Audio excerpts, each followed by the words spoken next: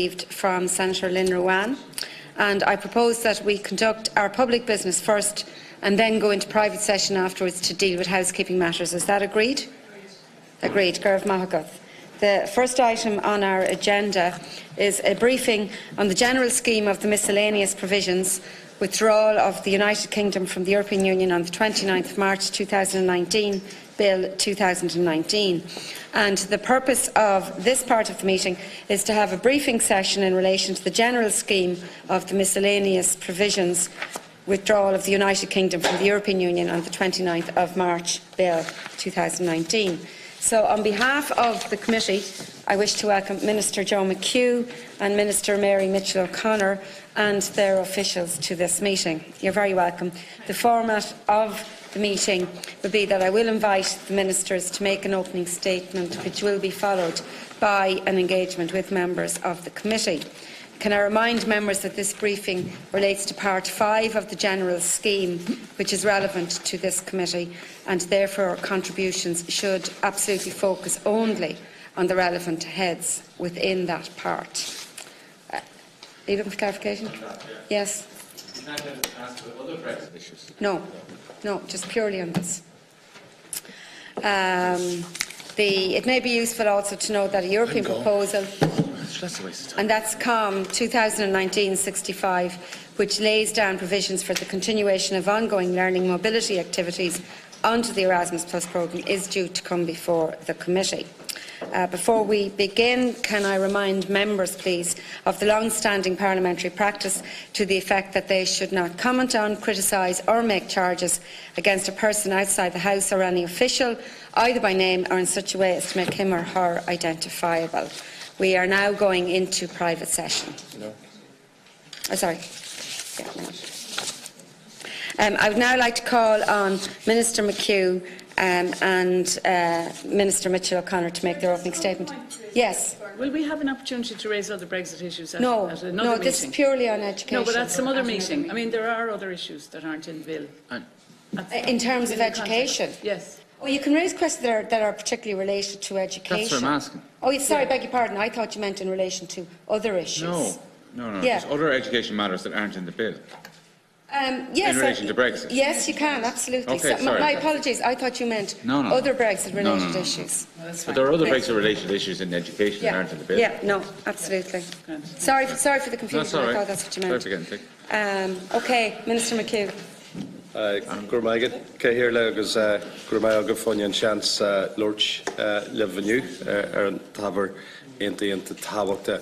I would like to thank members of the Joint Committee for the early opportunity to brief you on the proposed amendment to the Student Support Act 2011.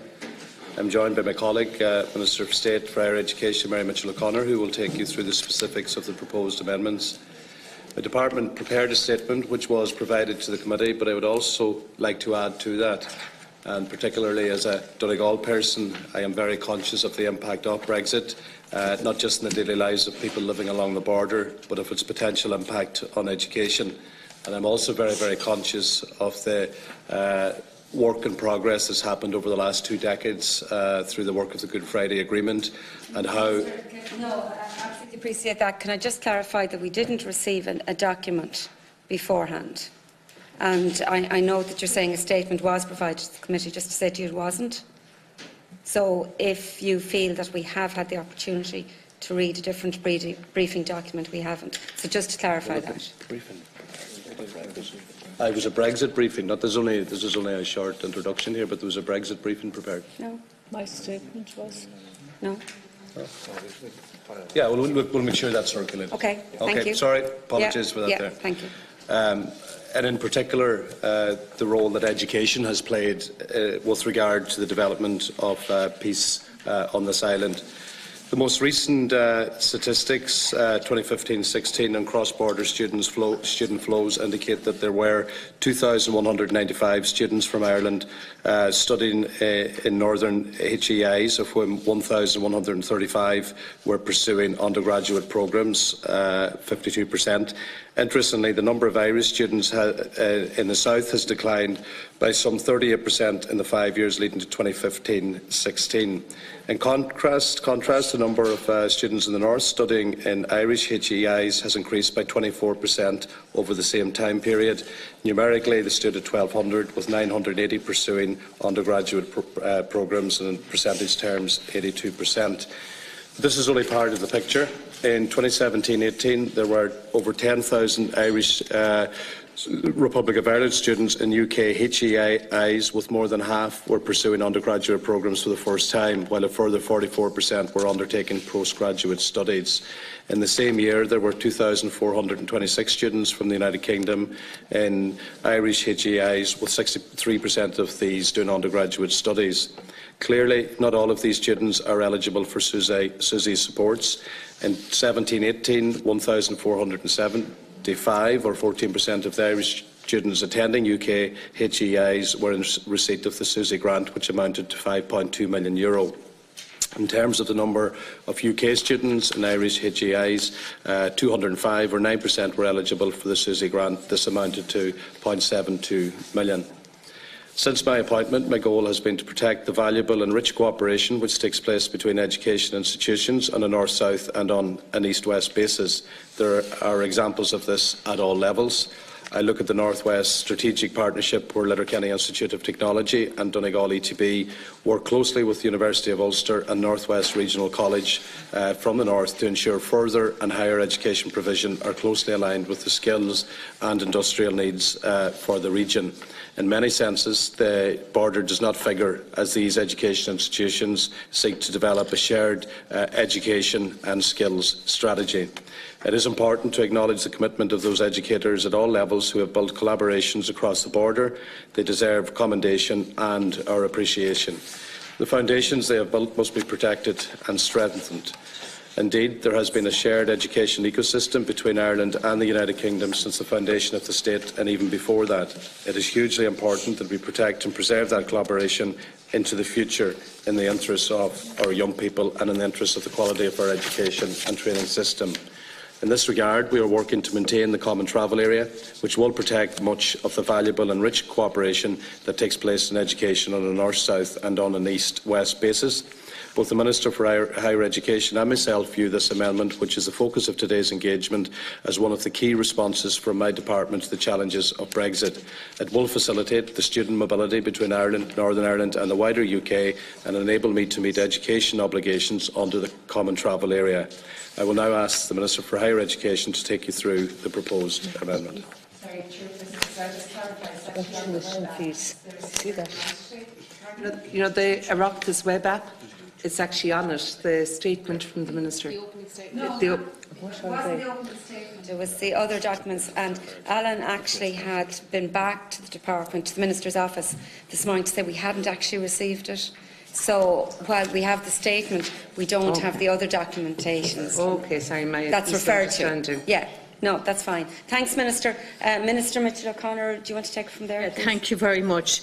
And thanks very much for the invitation. I want to thank the members of the Joint Committee for this early opportunity to brief you on the proposed amendment for the Student Support Act in 2011.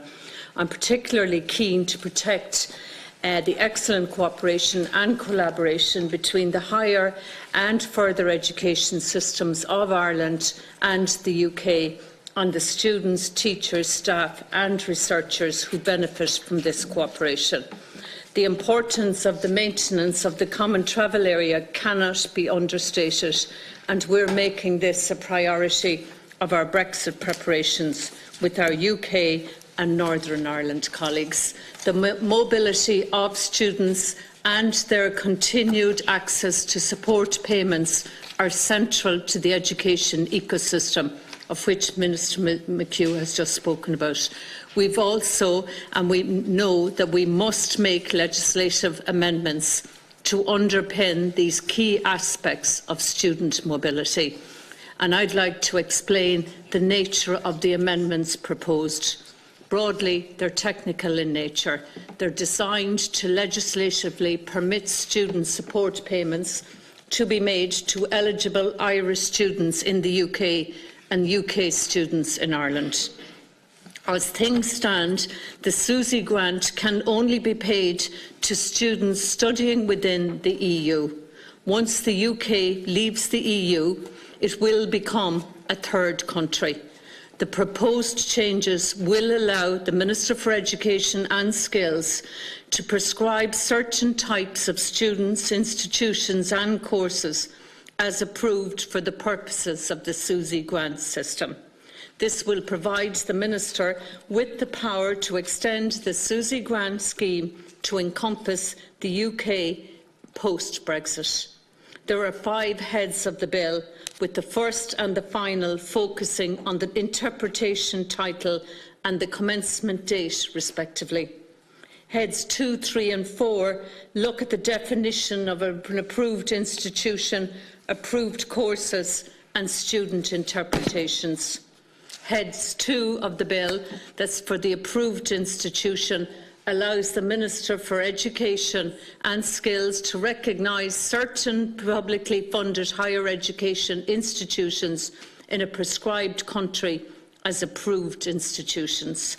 Then Head 3 describes what an approved course is, and that allows the Minister to prescribe certain courses in a prescribed country as approved courses for the purposes of the SUSI grant. The impact of these 2 heads of bill is to enable the Minister to provide for the UK to be a prescribed country in order to allow the payment of the SUSI grant to Irish students who pursue an approved course in an approved institution in the UK. Finally, Heads 4 of the bill, the student interpretation, that extends the definition of a student to include nationals of a country prescribed by the Minister. This will ensure that UK nationals will maintain eligibility for the SUSI grant. The proposed amendment to the Student Support Act 2011 will enable Ireland to maintain one of its key commitments under the Common Travel Area, and that is the maintenance of the right to study in either jurisdiction. Thank you. Thank you, Minister. I'm now going to go to the committee for questions. Deputy Thomas Byrne. Yes, Chair, thanks very much, and thanks to the ministers and their officials for coming in. The SUSI items, I think, generally speak for themselves, but the question I have, and the fundamental question is, why is the Minister not in a position to indefinitely allow people born on the island of Ireland, and particularly in Northern Ireland, be treated as the same as EU students coming to college here on a unilateral basis? Is that envisaged? Is that you've given it for next year, students starting next year, but not for students starting the following year? And I suggested some time ago we could just do it unilaterally. Hopefully the British would do the same. They'd be so good to. But I think already there's a chilling effect on the movement of students on this island and east-west as well. And because they can't plan for the future, and a lot of them would be making plans at the moment. So that's the question that I have on that particular issue. Thank you, Deputy Byrne. Might come back again at the very end. Yeah. Pardon? Can I come back at the very end? You can have supplementary at the end, of course. Yeah. Deputy O'Sullivan. Thanks very much. And I suppose maybe just yet to add to Deputy Byrne's question around the longer term time frame. You know, what sort of certainty have we of what will happen into the future, or you know, what discussions have you had in relation to what will happen into the future? You know, presumably there'll be a transition period, but whatever kind of Brexit we face, you know, there's a longer-term future in terms of the patterns that have been established for quite a long time now of students from Ireland travelling to Britain for their education, for their higher education, and students from Britain coming here. I also just wanted to ask about, I read the House of Lords report in relation to Horizon and Erasmus, where, as I could gather from it, they were going to sort of support British students in terms of travelling for Erasmus and in terms of the kind of interaction between EU countries and Britain with regard to Horizon. So I just wanted to ask if you can just clarify if there will be any effect on those programmes where there would be relationships with Britain in relation to you know, students, Erasmus students from Ireland who would be going to Britain, or Horizon programmes which might be shared amongst British institutions and Irish institutions, if there's any clarity from our side on that. And finally, just the Middletown Centre, which is for children with autism. Again, I don't know if you have the answer to that today, or if there will be any effect whatsoever in relation to Brexit, but Middletown, as I understand it, is a joint project between Northern Ireland and the Republic, and it deals with children on the autistic spectrum, and it's very close to the border, but actually in the Republic. So just I don't know if there is any effect, if Brexit will have any effect on that, but just if you have an answer to that question. Thank you. Thank you, Deputy O'Sullivan and Deputy Funchion, and then we'll go back to the Minister and we'll come back then to the other members of the committee. Thanks, Chair, and just to thank the two ministers as well for coming in and for their presentations. I just have 2 or 3 brief points. It's similar to what Deputy O'Sullivan and Deputy Byrne have raised in relation to fees, I suppose, for students coming from the north following, if Brexit does go ahead on the 29th of March. I know one of the opening statements states that there's been an increase in students from the north studying in Irish colleges, but I think that figure just goes up as far as 2016, whereas Trinity from September saw a 20% decrease in the applications, and you'd imagine that's both students and parents sort of panicking about the uncertainty of our fees going to increase maybe from this September or from next September. So just if we could have a definite, I suppose, commitment in relation to the fees for students coming from the north, whether they're going to remain the same. And the other thing is Susie, and how well equipped is Susie to deal with this? From my own experiences of Susie, it's fairly black and white, it's very regimented, there's not much wiggle room for any sort of different scenarios. They can be quite difficult to deal with, and it can take a long time sometimes to get certain information across to Susie about particular cases. So I can just envisage a situation where maybe the ministers are saying, people shouldn't be affected, and yet you'll have Susie telling people, well, your address states you're outside of the zone or something, because I just think Susie is liable to have those difficulties, with all due respect to them, but they can be difficult to deal with. And I'm just wondering how ready they are for all of this, or if we can get some information on that in relation to Susie. There are my main points. Thanks, Chair. Thank you, Deputy. I'm going to go back to the Minister. Okay, Chairman. Look, what we'll do is, between us, I'll pick up pieces, and my colleague will pick up the bits I don't pick up. Look, I think at the outset we have to be very, very clear in a lot of the questions that we can't answer with respect to Brexit. There's a lot of hypothetical questions. What if? What happens if it's a disorderly Brexit, or what happens if it's an orderly Brexit? And whether it's one or the other, this piece of legislation will still be needed. We will still need a change in legislation, so that's the first thing. The second thing, Deputy Byrne was asking about, why are Northern Ireland students, why will they not be treated the same as a French student or a Spanish student?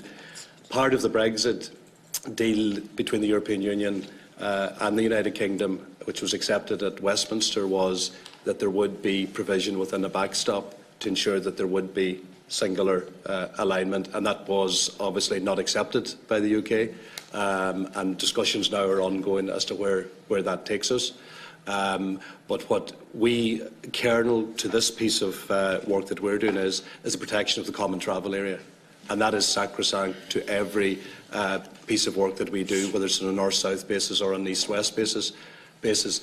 And the key mechanism for that is a Good Friday Agreement, and at all times, whether it was Declan Kelleher and his colleagues in Brussels, or whether it was the Department of Foreign Affairs officials, the Good Friday Agreement had to be protected in all its parts, and part of that was the flow of students, whether they wanted to study or whether it's workers' mobility or otherwise. So key to that is we're in that space where we don't know what's going to happen now over the next 6 weeks. We have to be vigilant, but one thing is for sure, and as somebody coming from Donegal, to contemplate going back after the great work has been done over the last 20 years in terms of communities coming together, education being an integral part of that as well, and whether it's students now being able to do a joint course between Queen's University and LYT Letterkenny, whether it's students being able to do a course in Magee campus in Derry and do a combined course in Letterkenny. They're the practical examples of education transcending any type of physical border, and it's our duty to ensure that we protect that. But the question is, what are you doing to implement that duty? You haven't answered that. Why are you not telling students that in the event of a no-deal Brexit, they're still welcome here at EU rates? Is there any reason why you haven't said that? Yeah, but they are. And in 2019, in the first week in January, we made the announcement that the fees would be protected. It was one of the questions that was asked here as well by Deputy Funchion. What will happen in relation to fees? We have committed now for the incoming year, for the duration of the course in September 29. I know the question, like, what about that's not the question that you're answering. But we have committed to protecting students who want to come from the north in relation to the €3,000 contribution. But secondly, but why not for 2020 or 2021? Say that now. Yeah, well, I'm confident that with this legislation, with this change, that we will be in a position to do that. But it's very important to point out that we will encourage at all times the movement and the continued movement of people, whether it's north, south or east, west. But at the same time, we are in a position now that we don't know what's going to happen within the next 6 weeks. So this piece of legislation is quite clear in what it's attempting to do, is to ensure that the SUSI grant, the student support scheme that's in place, will continue. That's not the question. The question was about the treatment of students from the north of Ireland after 2019. You announced it in January for 2019. My question really is, why have you not announced it unilaterally forever? That 2020, people are making plans today.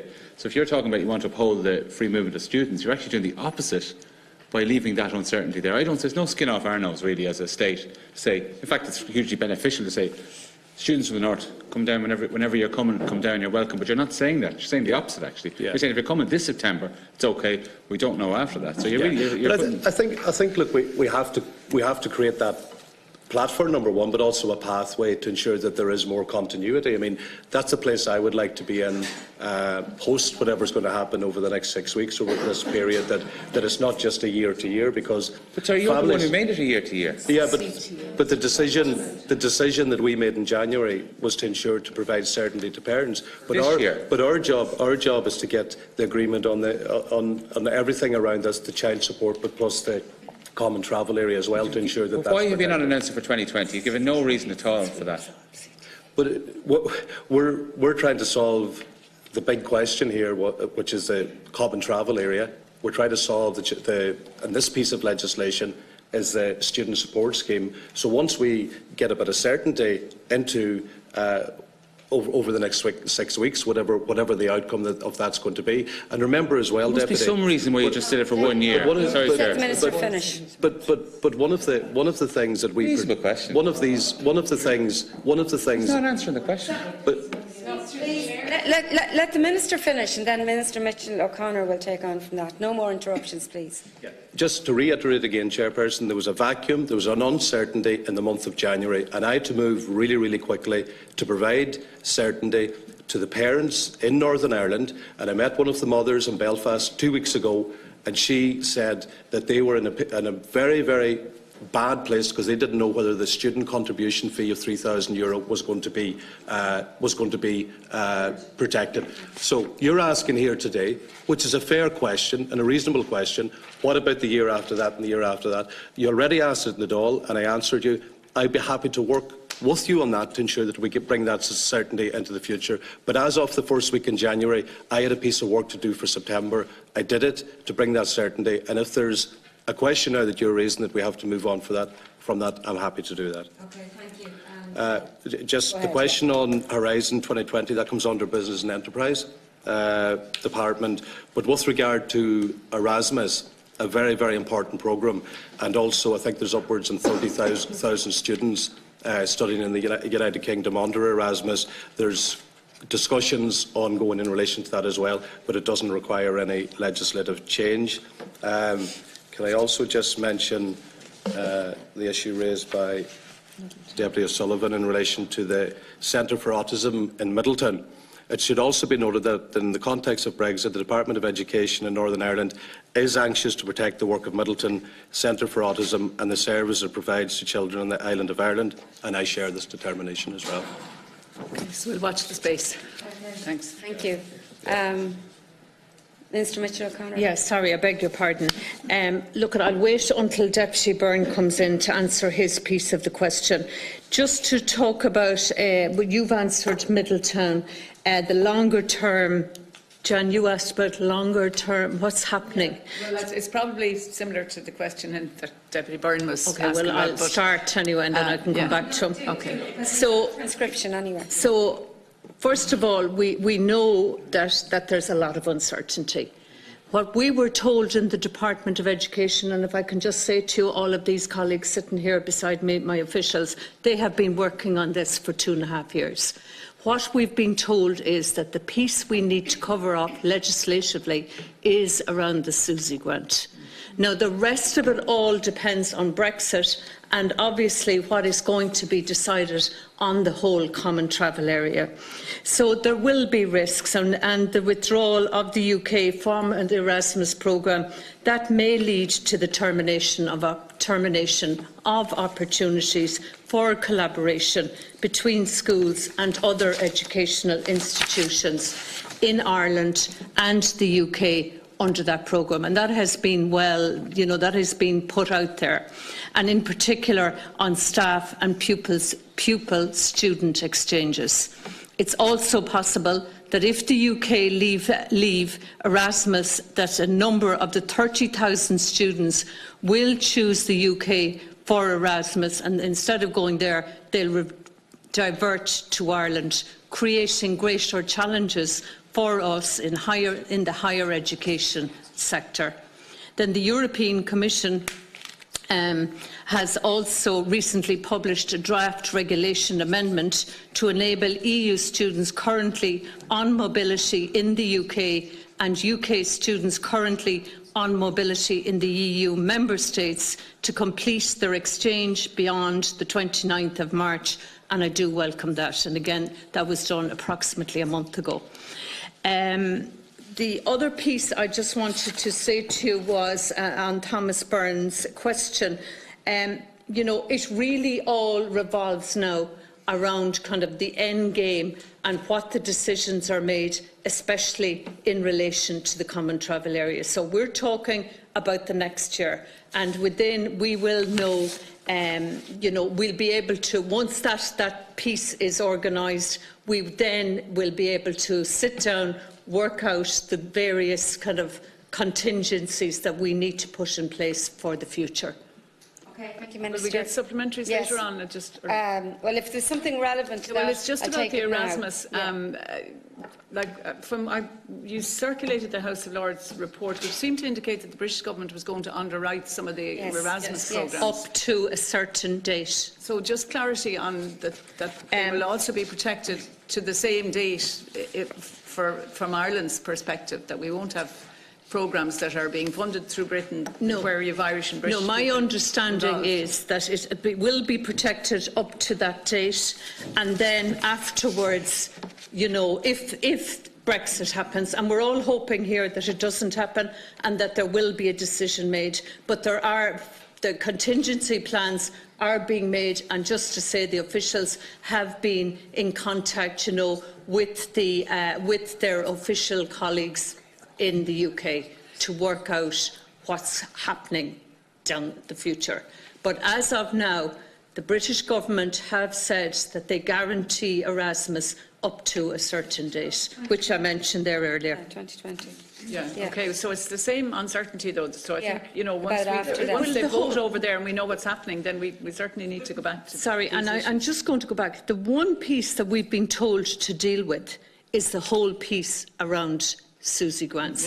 Everything else actually is European competency, and we have to wait and see what happens, in the event of a no Brexit. No deal Brexit.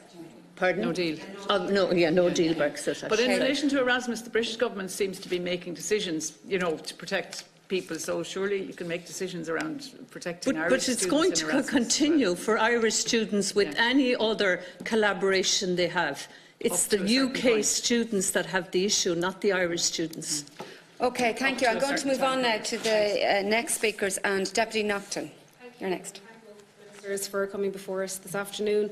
I think a lot of my questions were addressed here, but just was to clarify that current students who are undergoing the Erasmus programme post-March, the 31st of March, don't have any concerns. Would I be correct in saying that, just to confirm that? And just in relation to the numbers of students in the north coming south, is there any analysis, or do we do any kind of analysis on those numbers, or looking at reasons even outside Brexit in relation to why numbers may be dropping, if they are, or who would do that kind of analysis, and if there's any, I suppose, evidence in relation to choices that people in the north are making in relation to studying in the south, if you have any information on that. Thank you.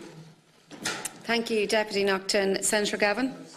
Thanks, Chair. Thank you to both ministers. Again, most of my questions have been answered, but just one in relation to in the context of Brexit, would be in relation to the academic talents that may be looking to move elsewhere from Britain in the context of Brexit. I'm just wondering what activities your department have in action in relation to trying to attract that talent.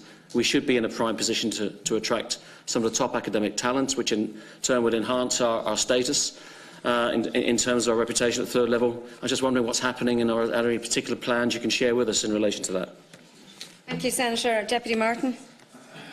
Thank you, and thank you for presentations. I understand that the one piece you've been asked to deal with is Susie, but my questions are more broader Brexit related.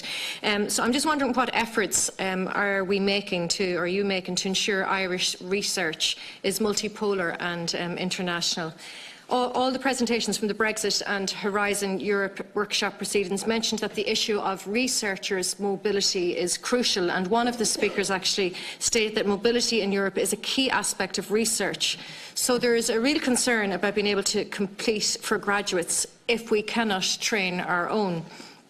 And in terms of climate knowledge, this is an area that's fast-paced and changing, and the need for skill sharing and mobility is twice as important. So what efforts are we making to ensure we are more independent and self-reliant when it comes to skills for the green economy? I mentioned before in a committee hearing here on apprenticeships that there's a severe lack of engineers and construction workers for retrofitting and other green build activities. Those that do exist in Ireland have had to be trained mostly abroad, and the UK is the closest English-speaking country. So what efforts in advance of Brexit are we making to cultivate these skills, especially as much of these skills have been built in the UK because of EU directives and regulations such as NZEB? According to the Irish Green Building Council, 54% of Irish organisations participating in the World Green Building Trends 2018 Smart Market Report expect their projects to be green by 2021, and that's well above the global average of 47%.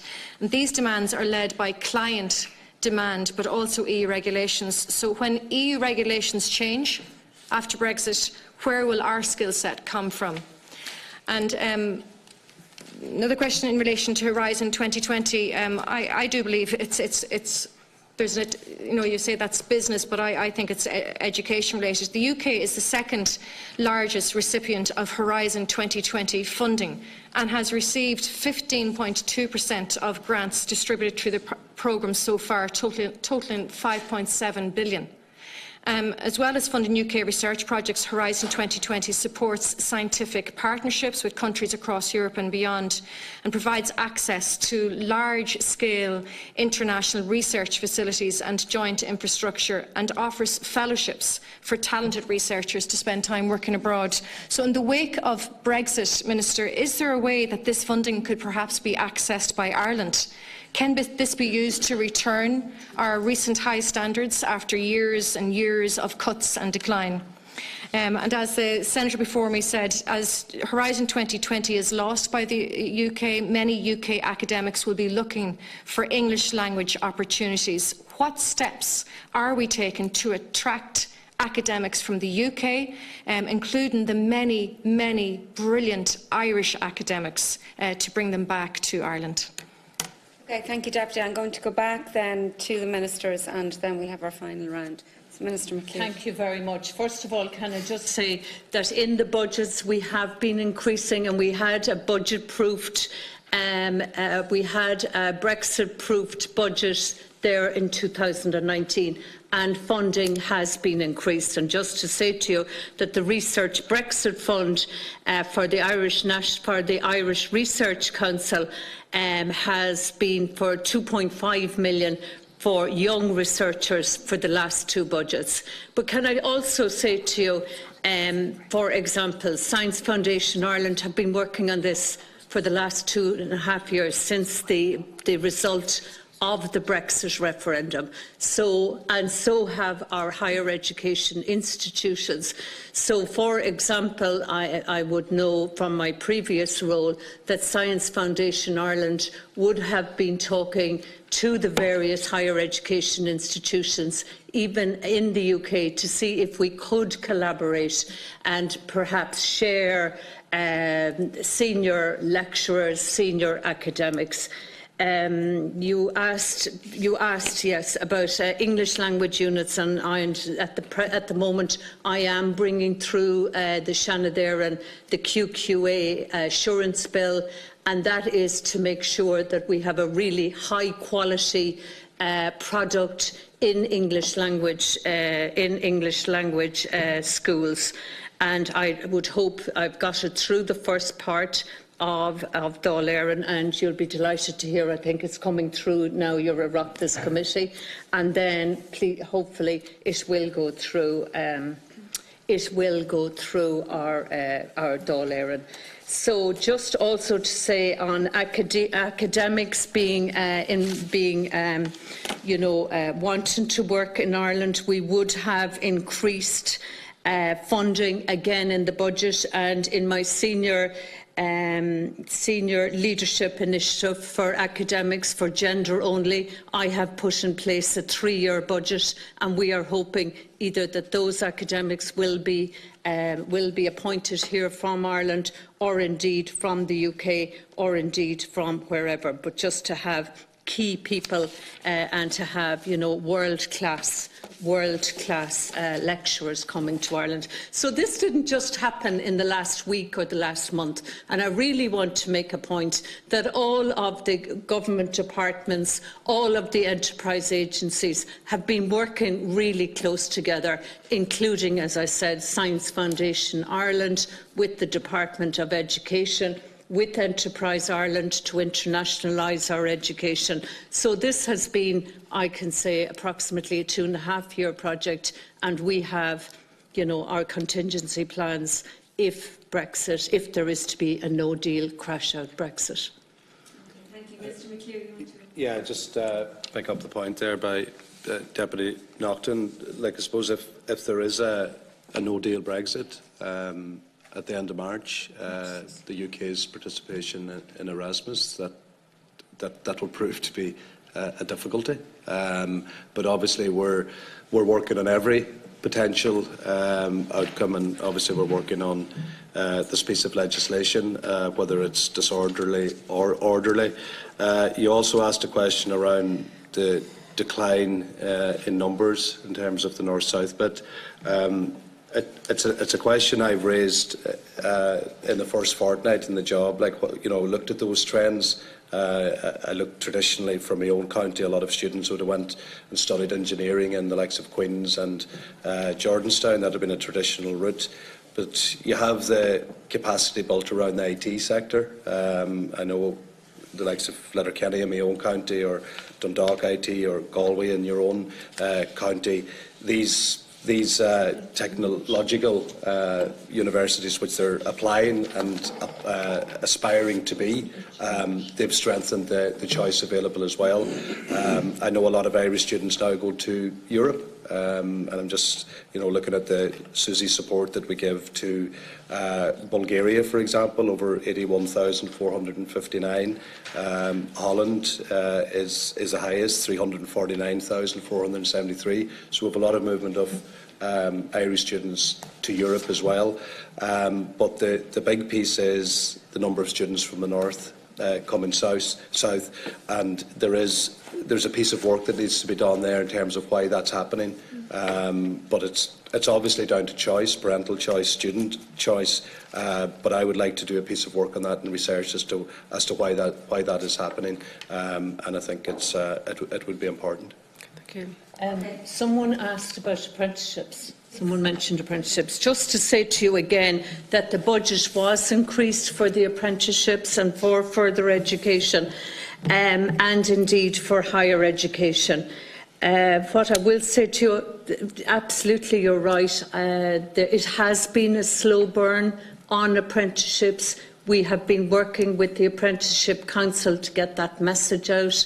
We have been working, I have met with all the various stakeholders and I'm meeting businesses in the next week to just try and to make sure, that message is out there, that apprenticeships are viable. We have new professional apprenticeships on stream. Again, it is a slow burn, and it's a very slow burn for women taking up apprenticeships. So just to assure you, as the Minister for Higher Education, and I know my colleague John Halligan in charge of further education, we're working on that to ensure that apprenticeships increase. Now, the other group then that we work with is the Expert Future Skills Group, and what they look at is they look at the gaps in the market and they look at the gaps in employability, and then they inform the department and the ministers of the day what areas that we need to look at. And the other piece, and I do want to thank our higher education institutions and our institutes of technology, and indeed our new technological university that has been set up, and this is one of the reasons we've set this up, and also then our 9 skills fora. It's really important, and they have been working together so that they can be flexible, that they can react to the market, they can react to, for example, if a company is coming into a region, that Institute of Technology or that university or technological university will be able to respond to the needs of the regions. And that has worked. If I can call out some areas, that has worked really well in Sligo, and especially in Deputy John O'Sullivan's area in Limerick. Sorry, through the Chair. Thank you, Minister Replies. But my question wasn't about apprenticeships in general, but more specifically about the green economy, and that skill is really it's happening abroad. And I'm just wondering, what we're doing in Ireland, because the retrofitting skills, the green build activities, they're being trained mostly abroad. So what are we doing in Ireland to... Well, if you look up the apprenticeship.ie, you will see the new apprenticeships that are coming on stream. There's approximately 19 coming on stream. There's approximately 5 new ones. And we would hope, and as I said, when the expert group on skills points out to us areas and gaps in labour needs, then the colleges and the institutes of technology come together and they offer those courses. So all of that is in hand. Okay, more to be done, obviously, in the green area. Just Chairman, on that as well. I know there are areas that haven't been identified in terms of apprenticeships, but I know from speaking to different agencies and even at a local level, I was speaking to members of Solace, and they're looking at new initiatives, and there's an appetite for it, because a recent study has shown that employers, particularly multinational companies, are equally satisfied with people coming from either higher education or coming from apprenticeships, so they value it, and I think there's still a piece of work that we can do together, but there are agencies and different organisations looking at new apprenticeships, and that evolves as time moves on. Okay, thank you, Minister.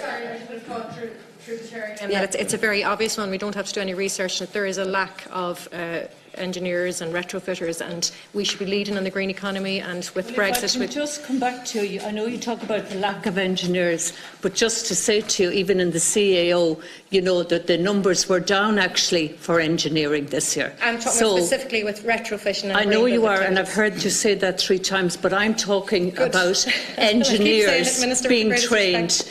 And if you know, for example, the CIF, they now have put together a process where a number of employers can come together.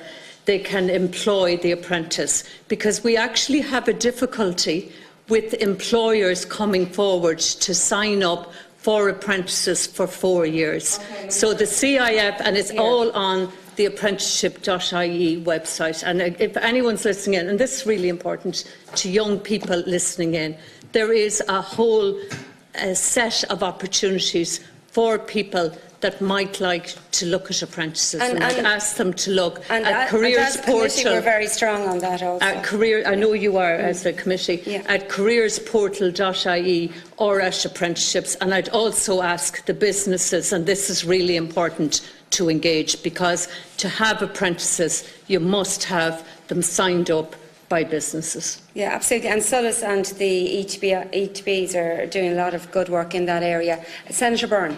Thanks very much, Oireachtas, to welcome both ministers. To welcome both ministers. Just, I suppose, most of the questions I wanted to ask have been covered, but just one thing. I know both ministers referred to the change in legislation, how new legislation would have to be brought through. When do you envisage this will happen? The timeline, maybe, will it be in place before Brexit?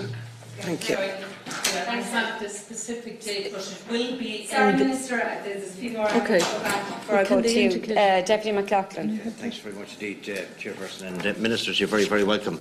Just I have a question both for Minister McHugh in relation to a no-deal Brexit, Minister.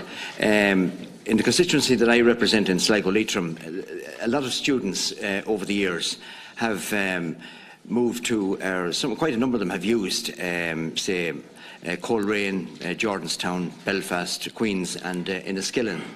And perhaps, I don't know whether this question was asked beforehand, but there's huge concern by parents and indeed by students as well, who have quite large numbers, no more than yourself in your own constituency in Donegal perhaps. But there's a huge concern out there from parents expressing concern to me, Chairperson, in relation to students going forward with a no-deal Brexit. What will the implications be for the students, first of all? And I think that you know, it's important. Likewise, you mentioned about, Minister, students coming from Northern Ireland, say, to IT in Sligo, and other ITs like Letterkenny or whatever else, but certainly it has been mentioned to me in IT in Sligo as well, their concerns, and perhaps maybe you might outline the difficulties, or do you see any difficulties, or do you see any implications going forward? And Minister Mitchell O'Connor, just in relation to, and I welcome your comments there in relation to apprenticeships, because I feel for many, many years there was no, and being involved in the business for many, many years prior to being here, there were so many businesses, you know, looking after apprentices. For quite a number of years, this fell flat and there was nothing happening. And you take it now to try and get apprentices such as block layers or electricians or various other people. They're very, very scarce on the ground. And I think that any incentive that you indicated, Minister, that could be made available to employers as well to take on, because I know we're out of the recession, and certainly during that time businesses were builders and various other people were very, very reluctant to take on any young people, males or females, to carry on in apprenticeships, and the reason being the cost factor. But now things have changed, and I would like to see that everybody would be encouraged to take on new apprentices, because there's a lot of people out there that would love to go down that route, but were discouraged because there was no opportunities for them, there was no incentives there for them for a number of years. And perhaps you might just give me some detail on that, please. Thank you. Thank you, Deputy. Senator Gallagher. Both ministers, actually, and delegation, I'd like to welcome you all here this afternoon, and thank you for your attendance. Just kind of following up, I suppose, where Deputy McLoughlin left off there, just in relation to apprenticeships, and I'm not going to hog my contribution on that area, but I think it's a vitally important area. Minister, you did outline some of the work you are doing there, but with the greatest respect, I think we have a serious crisis there, and I don't doubt your sincerity in trying to tackle the problem, but unfortunately, as Deputy McLoughlin outlined, the problem is very stark and in sternness on the face. And at a time when we have a serious housing crisis in this country, getting the necessary individuals, qualified people to build those houses is a serious problem, and they're not there at the moment. And I spoke to a small builder at the weekend who was telling me that it's impossible to get young people to come on to the trades, that it be the wet trades, like that it be block laying, that it be plastering, electricians or whatever, because quite frankly they can walk into any job and get the same amount of money, that be in a supermarket or that it be whatever, and they're not going to pull on a pair of boots and go onto a building site for the money that they would be getting, where they could get a lot easier elsewhere, and that's a serious problem. So we need to incentivise employers to take on apprenticeships. We need to pay them properly, because at the moment it's simply not happening. In relation to the students, and I suppose clarity for families that would be thinking about sending their children to colleges in the north of Ireland, and we, and the Minister outlined, coming from Donegal, outlined how that, for students along the border, as Mr McLoughlin outlined as well, going to a college in the north is nearly the first option. And currently, I understand there's about 2,000 students currently attending from the Republic, attending colleges in the north. So it's their first protocol, if you like, and there is uncertainty out there. I have no doubt the government are trying to attempt to bring clarity to a very difficult situation, but it's very, very important, because people are planning from a good bit out, so it's important that we get clarity for people as soon as possible. Much focus and attention, and rightly so, has been brought upon the difficulties that Brexit will bring, and that's only but right. But just in relation to the potential opportunities that may exist for us as a country with strong English-speaking language, from your own perspective, from the work that you've done to date, that you've outlined, how optimistic would you be that there are opportunities for us there? Have you honed in on what those opportunities are and where they exist, and what kind of progress are we making in relation to that? Okay, thank you, Senator. Just from my own perspective, can I just say that it certainly is welcome that legislation is coming forward in relation to dealing with those that are on SUSI in the UK, and the fact that they will know that there is certainty in relation to the finance in relation to continuing their education. So that certainly has to be welcome. It is a concern. We did a stakeholder engagement in 2017 with a number of organisations and third-level institutes in relation to the possible impact of Brexit. Here we are 2 years later, and obviously we know a lot more in some ways, and maybe we don't know a lot more in other ways. But the fact that in 2016 there were 12,000 Irish students in the UK and 2,000 students in Northern Ireland would really lead us to think that in a difficult scenario, how our capacity in the Republic of Ireland would be able to deal with an extra 14,000 students would be very, very concerning when we see our third-level institutions creaking at the seams at the moment. And also then that would lead us on to the concern about student accommodation, which in its own right is very difficult, particularly here in Dublin. And just wondering if either of you have any thoughts in relation to that. Aside from the obvious SUSI and the capacity question, the whole student mobility and visas and residential permits, I think, is an important one we need to look at. And in terms of international education programmes, I agree that there are possible opportunities here for Ireland. I know that Grant Thornton did a report in relation to international education around Dublin, but I think there's a report certainly should be commissioned in relation to possibilities around the country when we see what the IDA are talking about in terms of opportunities outside of Dublin, and it would be a way of helping to support our colleges outside of Dublin. I think that would be really important to look at. In England in 2014, Horizon 2020, there was €1 billion drawn down, and that funded 9,000 researchers. That's quite incredible.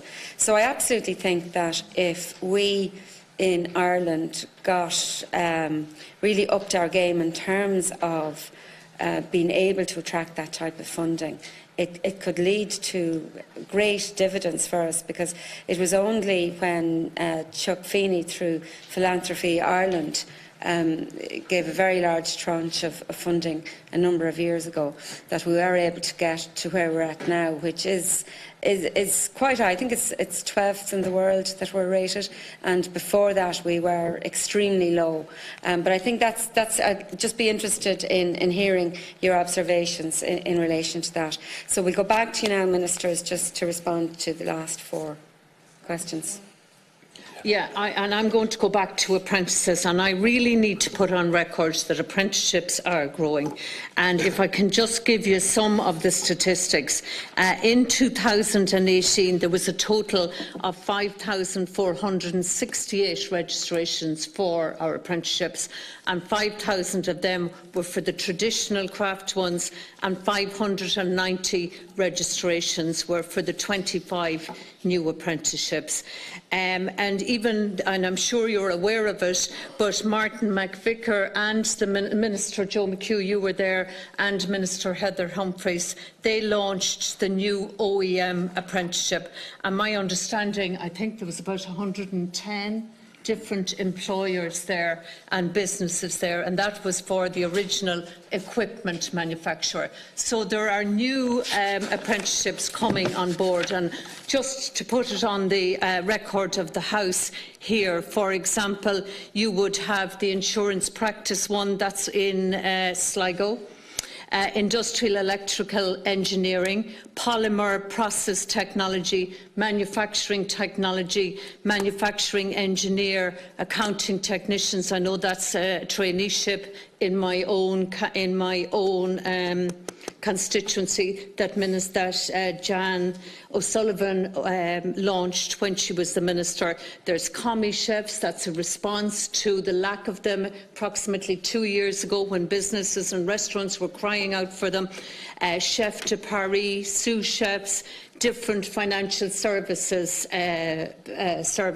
Then there's also ones in auctioneering and property services, logistics association, laboratory technicians, butchery. There is a whole myriad. No, don't dismiss it, because it's really important.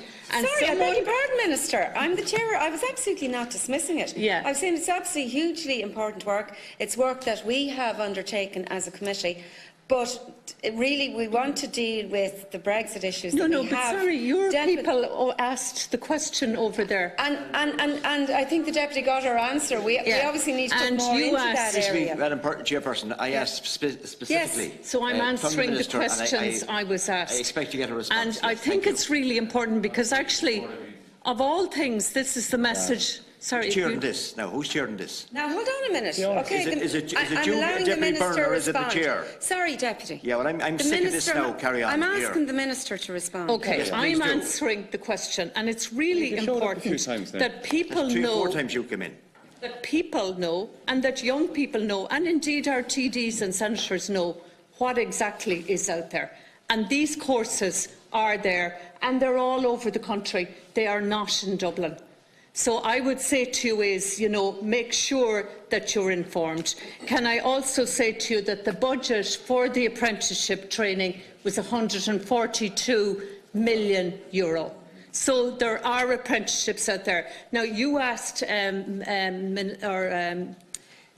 McLoughlin, TD, you specifically asked, are employers being encouraged? Yes, they are, and they will get a grant if they take on the craft and the traditional apprenticeships. Now, that is not the case for the new apprentices. You also, or somebody also asked, what other question was about money?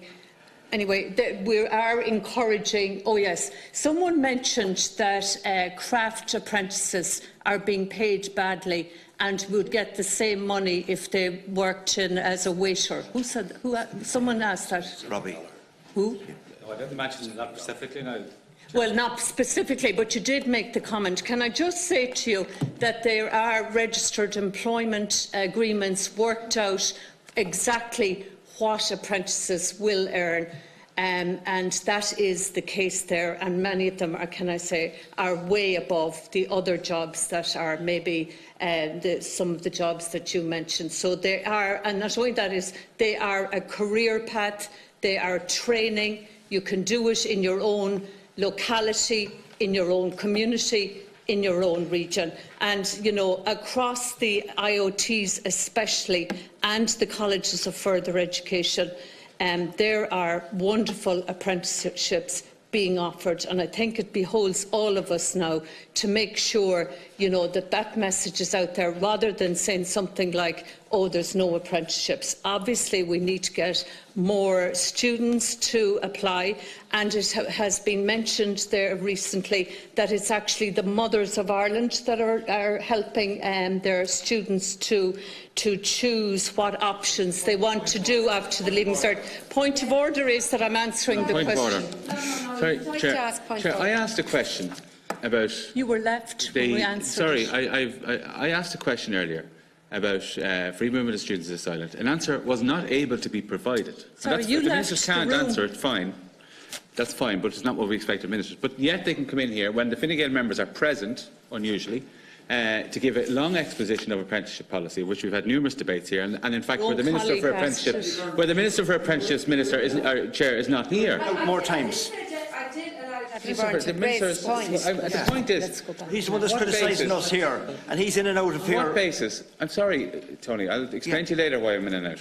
If you want to know, I won't sit on the record. Chair, please. The Chair, the Minister for Apprenticeship, first of all, is not here. So on what basis is the Minister allowed to expose on apprenticeships at this meeting? Now, I have other questions. I'm actually happy that she's done that, because I have a list of questions to ask the Ministers now on other topics as well, and I'm more than happy to do that if that privilege is afforded to the Fine Gael. Well, OK, can I make the point? In fairness, there was two specific questions about apprenticeships to the Minister.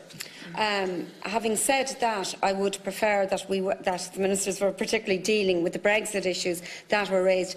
But I am going to ask that we conclude on that soon, because we will be going to the Action Plan for Education, where people can ask more specific questions, more general questions, I should say, in relation to education and in relation to apprenticeships. But can I ask now that we conclude on the particular questions in relation to other Brexit-related matters in relation to education, and then we will move on to the action plan. So, do you want to? Is there more you wish to add? I believe I was asked about student accommodation. I'm not quite sure that had something to do with Brexit, but well, I actually did ask that, because I was speaking about the capacity. The fact we have in 2016 there was 14,000 Irish students between the UK and Northern Ireland, and if we had to absorb them into our system, I'd have concerns about the capacity that we have, and also about the shortage of student accommodation. That was the question. Yeah, there is a student accommodation strategy, and I'm very pleased to tell you that we are reaching the targets. We launched an action plan, and those targets are being met. Money is being spent on it, and we've also then put legislation into Minister Murphy's legislation all around to protect, you know, the regional zones. The rent zones, to make sure that students are protected. But let me assure you that that is happening. But if there was another 14,000 coming back per year, that would increase the concern in relation to capacity of colleges of third level and of accommodation. Minister McHugh, do you want to respond? I can come back on that. Yeah, Senator Byrne asked when would the legislation be completed by. Hopefully we're looking at the middle of March for that there. Deputy McLoughlin was asking about what protections are in place for parents and students, and also talked about certainty for them looking to go to study in Coleraine or some other institution in Northern Ireland. Our job is very, very specific in what we're trying to do here. We're trying to minimise disruption, and by doing that, we're ensuring that whatever movement that's already gone on, be it preschool, be it primary, be it secondary, be it third level, we want to minimise that disruption. But what we also want to do is we want to build on the contribution that education has made with regard to the movement of people and the mobility of people through the Good Friday Agreement. So that's the space we find ourselves in. You talked about fees, Deputy. We have moved to ensure that the contribution of €3,000 for students from the north who want to come south, that is in place for September and for the duration of the course, whether it's a 3-year degree or a 5-year or a 6-year degree, that continues. While this is going on, and to go back to Deputy Byrne, who feels this question wasn't answered, while this is going on, there's still discussions going on for an overall agreement, and that will involve the common travel area and also trying to come up with agreement. And any future fees, and going back to Deputy Byrne again, any future fees in the year 2021-22 or 23-24 will be decided in the context of that agreement. And while this is all going on, Minister Coveney, the Taoiseach, is in discussions, I'm in discussions, my officials are in discussions with the Department of Education in the United Kingdom around getting certain principles agreed around protecting education in the context of the Good Friday Agreement, north, south, east, west. So I'm not in a position to say what's going to happen after the end of March, but our job and our duty as legislators is to ensure that we do everything to minimise that disruption. And can I also just add to Deputy or Senator Gallagher's question around what are we doing to ensure that we attract possibly more international students?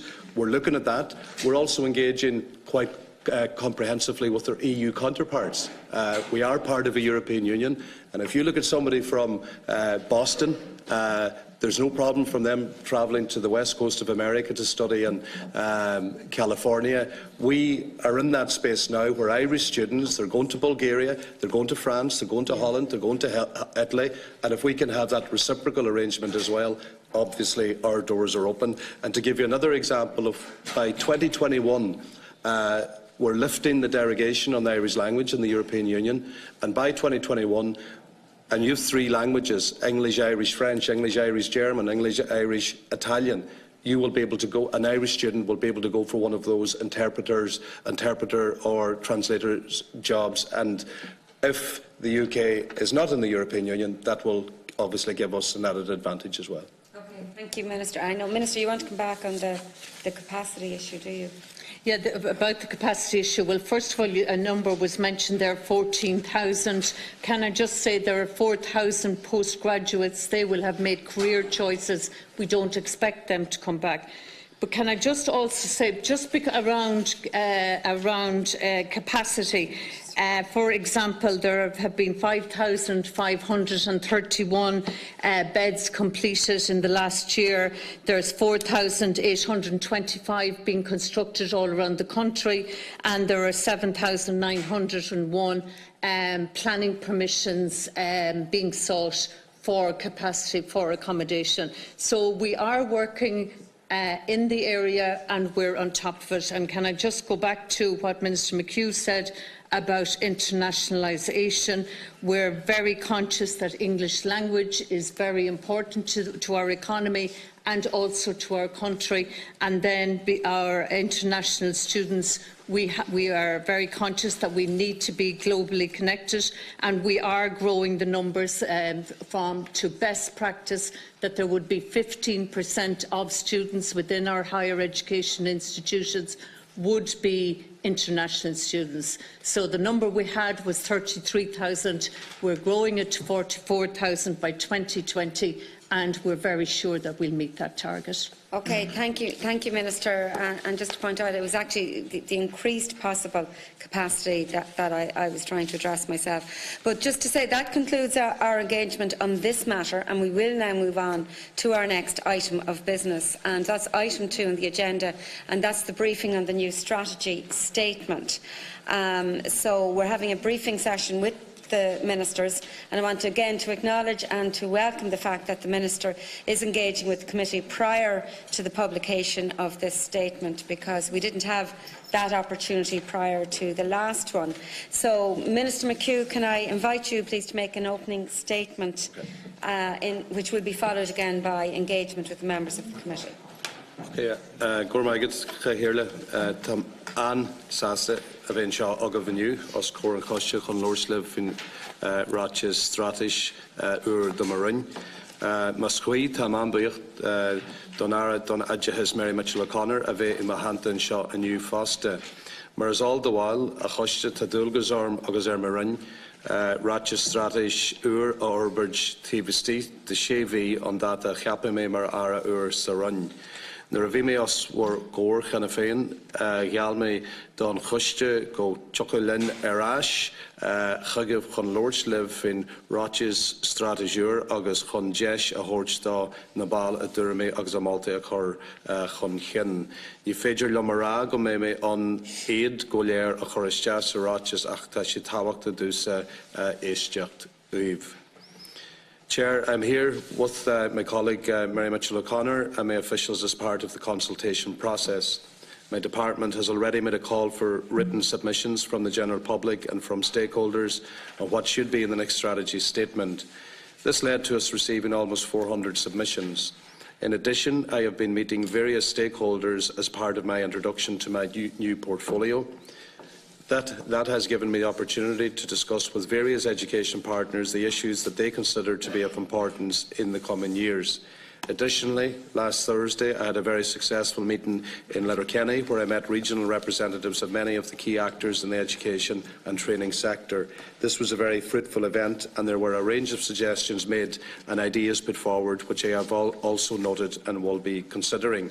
And what I've also been doing, Cahirla, I've been immersing myself in the job, back in the classroom, meeting with the stakeholders, meeting with the students, meeting with the teachers, meeting with representatives of the Board of Management, whether it's in Cork or Kilkenny or Dublin or other parts of the country. And I intend continuing with that because I'm hearing a lot of issues being raised, and at the coalface that's where you'll find out what's needed, where the weaknesses are and obviously the strengths as well.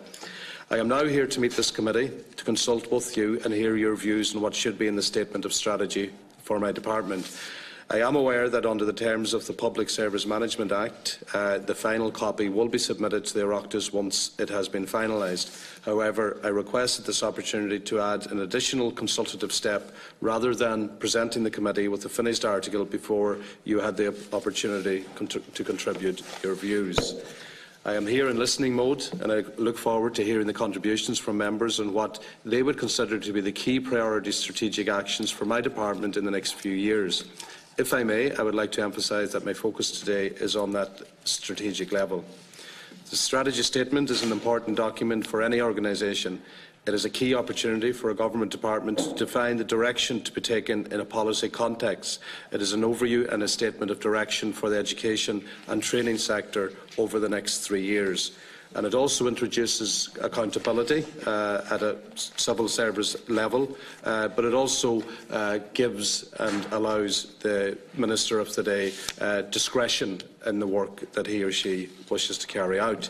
Therefore, my question for the committee today is to ask, what strategic direction do you want the education and training sector to travel over the next 3 years? Obviously, we're all very aware of the various constraints that operate from the point of view of finite resources and the like, but I want to focus today on what can be achieved and on setting out a level of ambition for the sector into the future. For my own part, I'm very keen to continue to work towards an education and training system that empowers learners, one that gives them the resilience, the skills and the training that they need to prepare them to live successfully in a complex and changing world.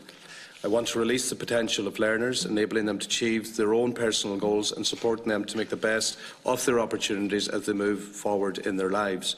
I want a system that can respond to the changing needs of learners, one that is adaptable, accessible and challenging, and one that remains consistently relevant. The education and training system needs to equip the 21st century learner with core competencies such as critical thinking skills, language skills, ability to use technology, written communication skills, core competencies which will enable the learner to adapt, to work with others, to think critically and to be creative, not just when they leave school or college but throughout their lives and careers. You will be aware that my department is engaged in a significant reform agenda over the past few years. There is no doubt that much has been achieved. I would like to pay tribute to the work of my predecessors in that regard. I want to continue making progress to embed initiatives and strategies that are underway and to inform at a pace at which the system can deliver. I am also conscious that the education and training system works as a partnership between various players such as providers, learners, parents, patrons, management bodies, teachers, lecturers, administrators, ETBs and the state. Therefore, it is important that this should be explicitly recognised and the spirit of partnership evident in the sector should be nurtured and built upon. Just to clarify for the committee, as well as the strategy statement which will set out high-level priority actions for the next 3 years, my department will also be developing annual action plans for the lifetime of the strategy. The committee will be familiar with the model of my predecessor, Minister Richard Bruton, to have annual action plans. My intention is to have the strategy statement which will identify the strategic direction and then to have annual action plans which will set out the more immediate actions which will be implemented in order to make progress towards the longer-term strategic goals. I would intend to publish a 2019 action plan shortly. However, this will be defined by the objectives set out in the strategy statement. This is why it is important for me to have this session today, to hear the views of the committee on the content of the strategy statement and to have the opportunity to take account of these developing and working up a new strategy statement. Chair, I'm conscious of time constraints, so I won't keep you any longer, but look forward to hearing your contributions from the committee members individually. Gurumila Magov. Okay, thank you, Minister. And I'll go straight to the members of the committee. Deputy Byrne. Yeah, I might have to leave before you answer because I'm up in the door on a question very shortly, but I'll be back. Yeah, thanks for setting that out. I think it's important. I think one of the problems with the action plans up to now is that some of the key issues weren't dealt with at all, such as the issue of teacher supply was hardly mentioned. In fact, the issue was denied, and I think that the biggest problem your department faces at the moment is teacher supply and the amount of teachers. Yes, at primary level it will probably improve, but at second level, I think the shortage of teachers is having an absolutely massive impact on the teaching of a lot of subjects.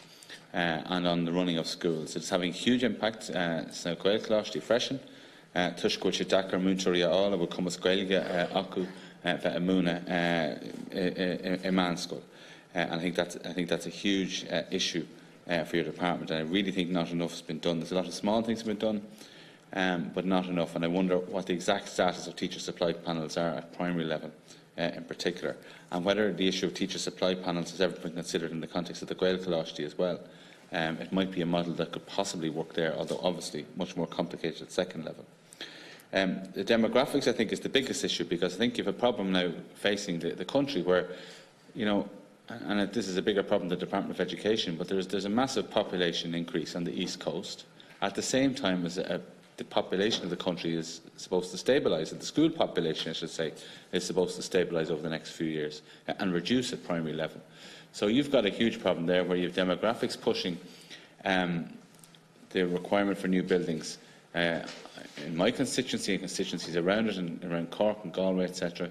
But there are other parts of the country now where difficult decisions are being taken at local level in relation to schools. And has your department an overall vision for that? I am disappointed, and I'm saying it again here because I have the opportunity in relation to Ashbourne. Since I last raised this in the Dáil, I've had a numerous amount of parents onto me. In fact, I'm meeting some of them this week who can't get a school place. And I was attacked by your colleague for raising this issue, Regina Doherty, in the local paper. But clearly some of these parents, they just don't know what to do. And they've been given lists of schools up to 10, 15 miles away instead of going to their own local town. I've been raising this multiple times, and I think it does show up flaws within the forward planning demographic section in your department, that if they can't see that there's a problem in Ashbourne, like where else are there problems with forward planning? I'm also concerned about the purchase of sites and just in general the department getting involved in commercial matters like that. Not that there's anything wrong, but I just don't think that the expertise of civil servants really is a match for the private sector. They're not of the private sector. There's nothing wrong with, I'm not saying there's anything wrong with them, but they're not of the private sector. And I do wonder sometimes you know, should we have an outside agency dealing with land acquisition in particular for our schools, because it's costing a huge amount of money. The department does a fantastic job as best they can, and they are so conscious, I know, of the budget that you have. But that budget for sites is increasing all the time, and also the list of schools that don't have a permanent site is not really reducing. And I think that's something that needs to be dealt with. In my opinion, that's a huge issue for your department. In relation to what we're teaching our children, I think the whole issue of history has cast a shadow over the Department of Education. I had a meeting with the NCCA last week, and I certainly can confirm here, if Minister McHugh doesn't put history back as part of the junior cert core, we would certainly be making an absolute commitment that if we were in government, that we would do that. And I think I would strongly encourage the Minister to do that, regardless of the advice of the NCCA on that. That this is an important statement to make, that we value history, that it is important, and that it was a mistake to remove it as a core subject. Just in terms of your department, Minister, the delegation of powers to the Minister's estate, I note that there's no delegation order under the TU bill, and I'm wondering, is there a reason for that? It wasn't done last week, since I put the parliamentary question down last week. No, but the delegation of powers to you, from the question I put down at the Dáil, it doesn't appear that Minister Mitchell-Connor has any of the powers under that Act. It's still all with Minister McHugh. And I don't know, is that just an oversight, or is it maybe necessary or not necessary? There was a question answered in the Dáil on that last week saying that they weren't. But the other point I'd like to make, Minister Mitchell-Connor, in fairness now, and has raised apprenticeships here today, and that's fine, but there is another Minister for apprenticeships. But actually, it would be better, in my opinion, if apprenticeships was in with higher education. It would be higher in further education. And I think it would be better if Minister Mitchell-Connor had official responsibility for them. That there'd be, you know, it would actually be, in terms of what Minister Mitchell-Connor is saying there, but if we're really treating apprenticeships and higher education as on the same quality scale, which we are, on the QQI, why they're two different ministers? And I often think that Minister Halligan he has research in another department, innovation. He has school buses, which I always think was an odd one to throw to a Minister of State, because they're busy for one part of the year. And then he has apprenticeships, but actually apprenticeships would go much better with Minister Mitchell-Connor. But I am concerned that she doesn't appear to have the necessary powers. Clearly, another issue that I think is of crucial importance, and we've obviously put our own submission in, but the whole issue of DESH and what's happening there, there were some changes to it, but not really a full look at DESH. And I would be looking at DESH again in some detail. Special needs education, obviously a huge part of the budget, but they need to make sure that that budget is spent effectively in the best interests of our children. There's so many other issues. NEPS is another one as well. And I'm going to leave this now and go to the Dáil chamber, if that's okay, and I'll be back. But look, if I'm not here for the replies. Okay, thank you, Deputy. Deputy Naughton. And thank you, Minister, for just outlining the strategy. And I welcome the fact that you're coming before us to get our views on this. The whole area is wide-ranging, but I just have a question, and one or two questions in relation to the pilot project for politics and society. It has been rolled out on a pilot level throughout the country, and my understanding is that it is going very well. It's very successful, and you mentioned, I suppose, the importance of critical thinking and ensuring that our education system instills that skill among our students, and just your feelings about the rollout of politics and society. And I think it does. I know Deputy Byrne mentioned history as well. I think politics and society does incorporate history and is an important and would be quite complementary to the subject of history also. And I suppose in this area as well of populism and all that, we have a role as educators. Education system has a role to play in informing our students to, I suppose, understand how politics works, how the different parties work, how to critically analyse, I suppose, media when you're reading or listening to different debates. And I think this will help better civic engagement as well among not only our young people but throughout society. So I really do think that is a crucial subject to continue. Just in relation to the whole area of empathy. NUIG has Ireland's first UNESCO chair for children, youth and civic engagement, and this is, I suppose, scientifically proven the importance of empathy, and I understand that the United Nations is going to include empathy as one of its sustainable development goals, and well-being is one of those goals currently. And I know that UNESCO are carrying out again a pilot across Ireland, and Oireachtas are very much involved in this. They're going into transition year schools and secondary schools in Ireland and teaching empathy, and it actually can be taught. It's scientifically proven. This is evidence-based policy. And what is empathy? We use it all the time. Is it compassion? It's more than compassion. Where I think in the whole online space now, this is a critical problem, not just for young people, for everybody. When you're online and you feel you can say something, and there is no empathy there. So not only are you identifying with how somebody may be feeling, or when you say something online, you put yourself in someone else's shoes, how they might feel, and you act on it. And that's, I think, the whole, I suppose, basis of empathy. And I've really tried to simplify it into one sentence. But this has been recognised internationally. As I say, UNESCO are championing this. We have the chair here in Ireland, and they're, I suppose, funding it themselves. And I think it would be good for the Department of Education to acknowledge that this is being, as I say, funded by UNESCO. It could be implemented as part of that wellbeing programme, because again, the evidence says that I might be, out of a score of 1 to 10, rating 10 out of 10 in relation to wellbeing, but it doesn't mean that I have empathy. And so how I treat people, I could be feeling absolutely fantastic and great self-esteem and feeling very well, but my empathy levels may not be. And I think when we talk about well-being, it's such a term that's used so widely.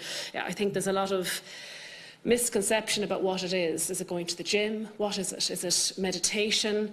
What is well-being? And I think we're doing a good job within the system, within the education system in relation to well-being, but I think that a module like empathy could tack on very well to it, even on a pilot basis, as UNESCO are rolling out across the country. And as I say, if the Sustainable Development Goals of the United Nations are also looking at this, and scientists have proven that you can teach it, I think this is the key thing. I think for society, I think it would be a very important module, and I think Ireland would show great leadership in looking at that, and again, even on a pilot basis, because we have this expertise here in Ireland, the research, the evidence behind it, and I think, and we're looking in another committee I'm on, we're looking at online safety, cyberbullying online. I think this is key, to put yourself in the shoes of somebody else and to try and see how they are feeling, and again, act on it, not just saying, oh, I feel very sorry for you and walk away. It's going to help people, and I'm not just talking about young people, ourselves here, how we conduct ourselves even in here in Dáil Éireann and in the Oireachtas. This is right across the board. We all need to lead by example. So I think, again, this is not just me saying it, these are scientific people who have done the research, who have done, I suppose it's evidence-based, and they're rolling it out right across the country and right across the world. I think Canada are leading on this, the US are leading on it, and we have a UNESCO chair here in Ireland. And as I say, the funding is there. They're not looking for the department to fund this. It's there, it's been rolled out. So I really do think it would just tack on nicely to that wellbeing programme. Thank you. Thank you, Deputy. Deputy O'Sullivan. Thanks very much to the ministers and your departmental officials. Obviously, it's a very broad discussion. You're going from early years to fourth level. And I might just start with early years. I know, obviously, that the running of and the funding of early years is primarily a matter for a different government department, apart from Early Start, which I think is the only programme in the Department of Education. But the early years inspectors have been appointed from the Department of Education in relation to the quality of education in early years. So just wondering, is there any report on that? They're relatively new.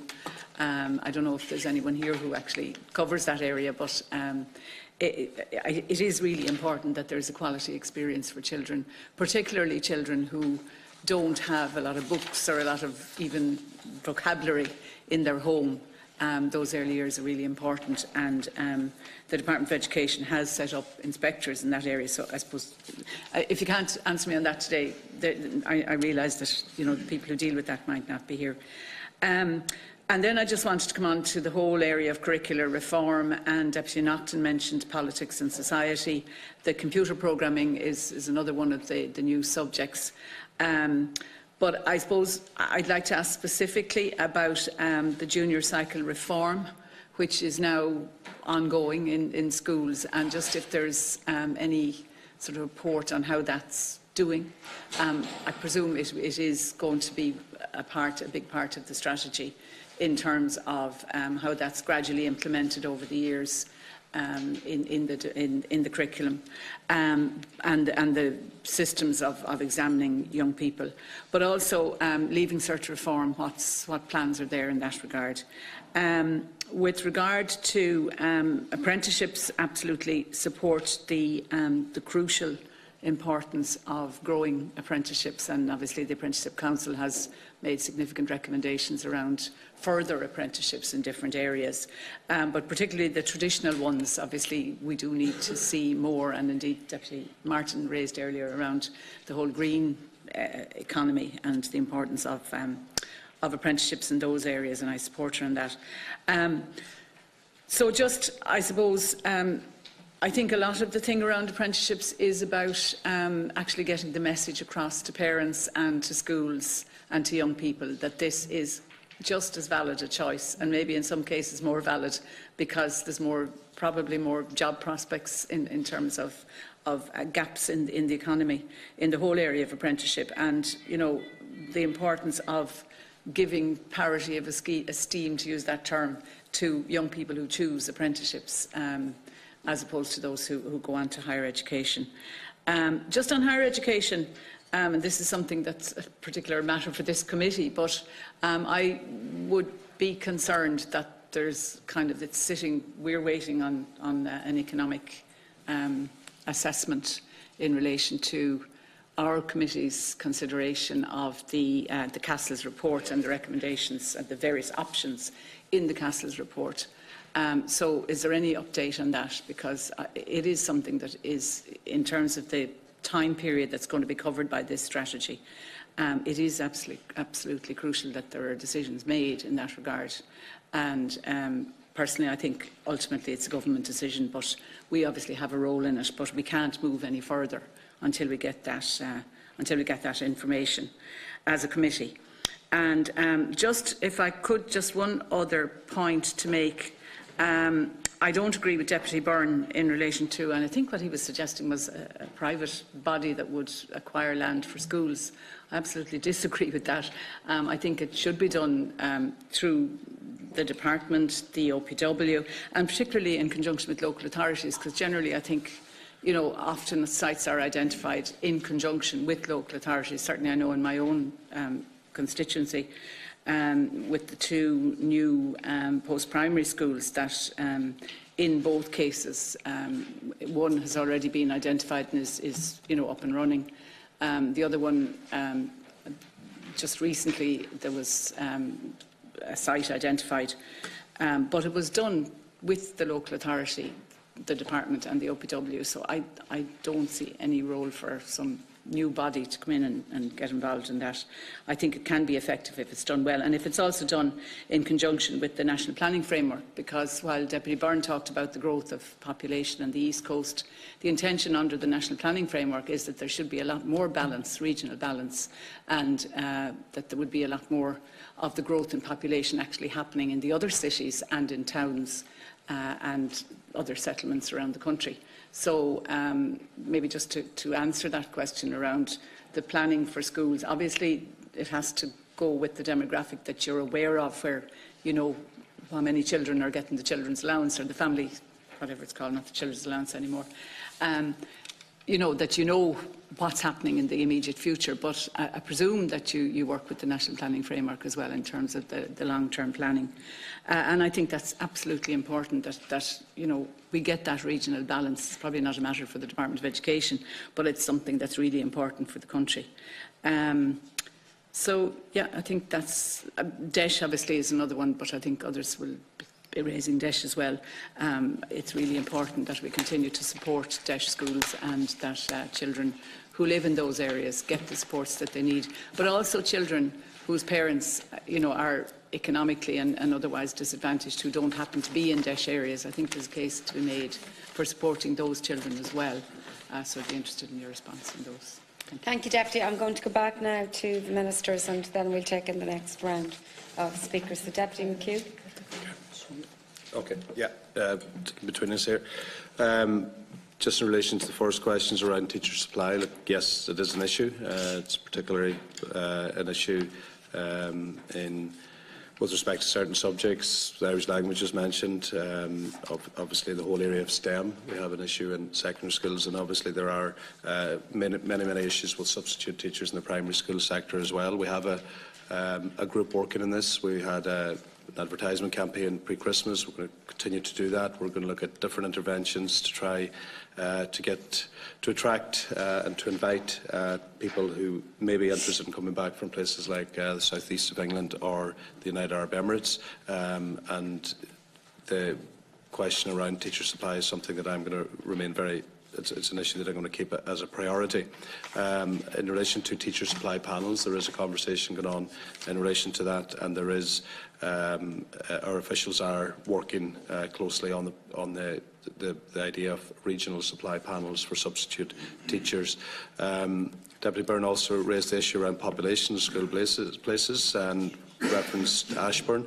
There are population pressures. There's pressures whether it's Ashbourne and County Meath, or whether it's Kildare, whether it's Wicklow, Louth or Dublin. The population pressures are growing, but to tie into the question raised by Deputy O'Sullivan, the Department worked very closely with the Department of Housing, and they looked at where the housing estates are going to be built. They look at the planning. GIS is very much involved in it as well, and we can only continue to be as informed as the information that we have available as well. But that was the whole thinking behind Project 2040, to see where the population pressures are going to be in the future.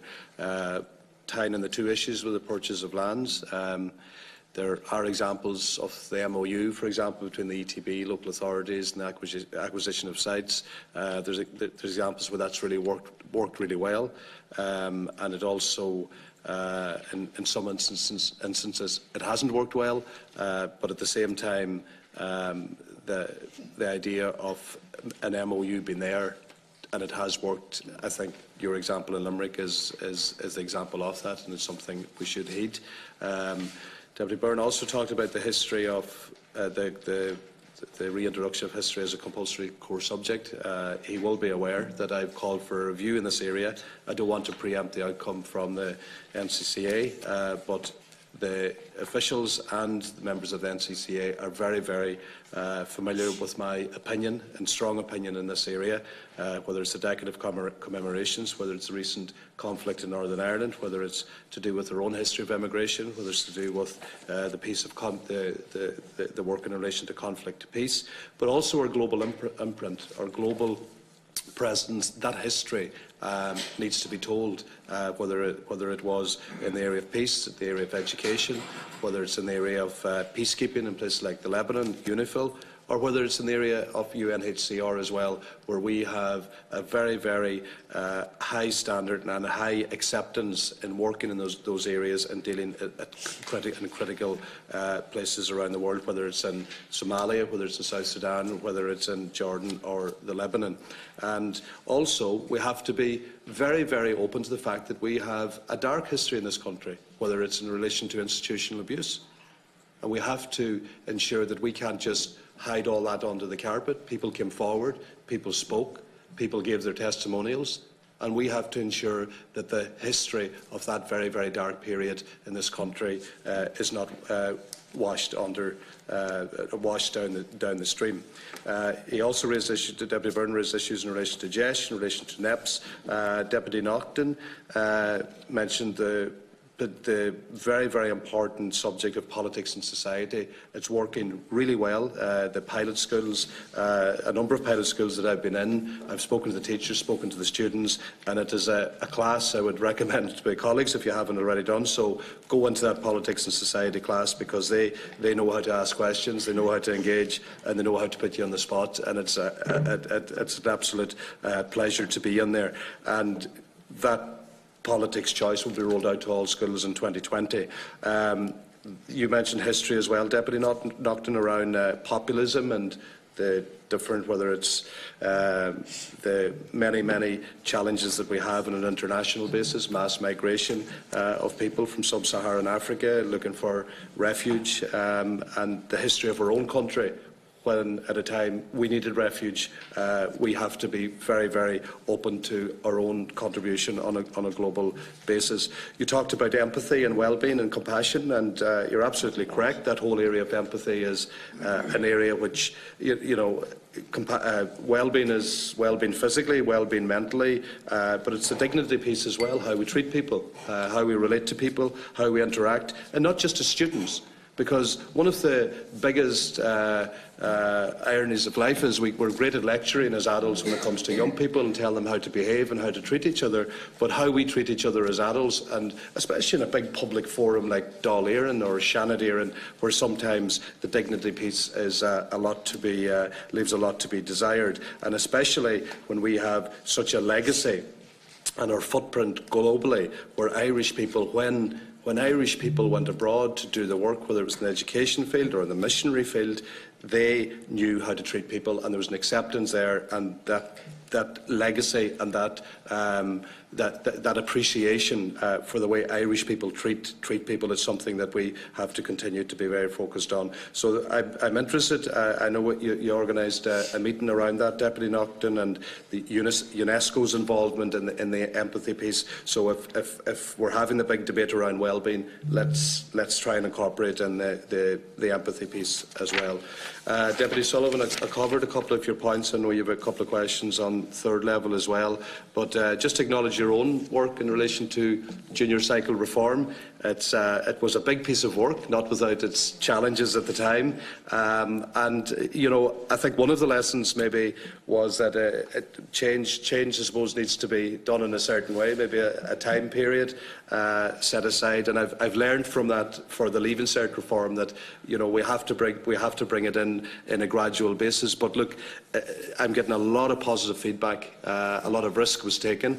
It required a lot of initiative at the time, but whether it's the classroom-based assessments or the new subjects and new short subjects that have been introduced as well, and with the core subjects of maths, English and Irish, the complete focus was around literacy and numeracy, and that's why, going back to history again, no better subject for focusing on the literacy than the subject of history. So maybe there's an opportunity there as well. So well, just to update you on the Leaving Cert reform, we can't have Junior Cert reform without Leaving Cert reform, so there's a piece missing there now in terms of our students now. We're going to go through the Junior Cert, going to get used to the classroom-based assessment, going to get used to the research work, going to get used to the teamwork, the critical thinking piece and all that. So we have to ensure that the Leaving Cert follows through. But in saying that as well, we have a Leaving Cert that is very much an integral part of our education system. Yes, there's pressures. Yes, there's exam pressures. We tried to extend, we've taken the heat out of that by adding 2 more days in the Leaving Cert through the SEC this year. But one thing that has to happen is the continuity between Junior Cert and Leaving Cert. There has to be a focus on that. But I'll keep the committee updated on that. I know you've contributed as a committee as well in terms of your own interventions. Okay, thank you, Minister. Minister Mitchell O'Connor. Thank you very much. And I know, again, a number of issues came up. And Deputy Naughton, just to talk about empathy for a minute, and you talked about how we relate with each other. What we're now hearing from companies is that they want empathy in their employees. So it's actually not just for children, or, it's for adults as well. And you mentioned, and Deputy McHugh, or Minister McHugh mentioned, behaviour oftentimes of adults. And I know on many occasions I cringe when I see our pupils from our primary and secondary pupils coming to visit Dáil Éireann, and then they see the behaviour in Dáil Éireann. So empathy is important, and that's what the companies are telling us. They're telling us now they expect top qualifications, academic qualifications, but they actually now want the soft skills as well. And not only the employers want that to make sure that there is happiness in the workplace. And competencies like, for example, in the past it was just literacy and numeracy, and now probably digital numeracy or digital literacy, but all of the other competencies like, for example, collaboration, being able to work together, and empathy, as you've mentioned. I was Deputy John O'Sullivan, you were out of the room when I did pay tribute to the work that you did on apprenticeships, and just to say to you that that is continuing. Deputy Byrne asked about my derogation of duties. I am in charge of what we will call the new, probably, apprenticeships, but it's specifically in my duties that I am in charge of the apprenticeships that are coming through the Institutes of Technology and the technological universities. Someone mentioned about Cassells and where is it at the moment, and if I can just say to you where it is that it has been sent there by the 31st of October. It was sent to the European Structural Reform Support Programme, and there is a body of work to be done. And again, because it's not said, €157 million has been pumped extra money per annum into higher education since 2016, and we now actually have the biggest budget for higher education since the foundation of the state. So it's 157 million extra since 2016, and we responded to the Cassells report. Of course, I know that Cassells pointed out that more money and that more investment needs to go into higher education. So I have said that we are looking for the economic evaluation from the Structural Reform Support Programme. But there's also data gaps, even within that Cassells report, and there's data gaps just in the very topics that we've been talking about today, in apprenticeships and in the money that's being spent on apprenticeships. I also want to know about retention rates. What are the issues around retention rates? Do we need to spend more money on that? Also, we're going to look at graduate earnings and to see how that will impact on students coming through, because we do want a fair playing field.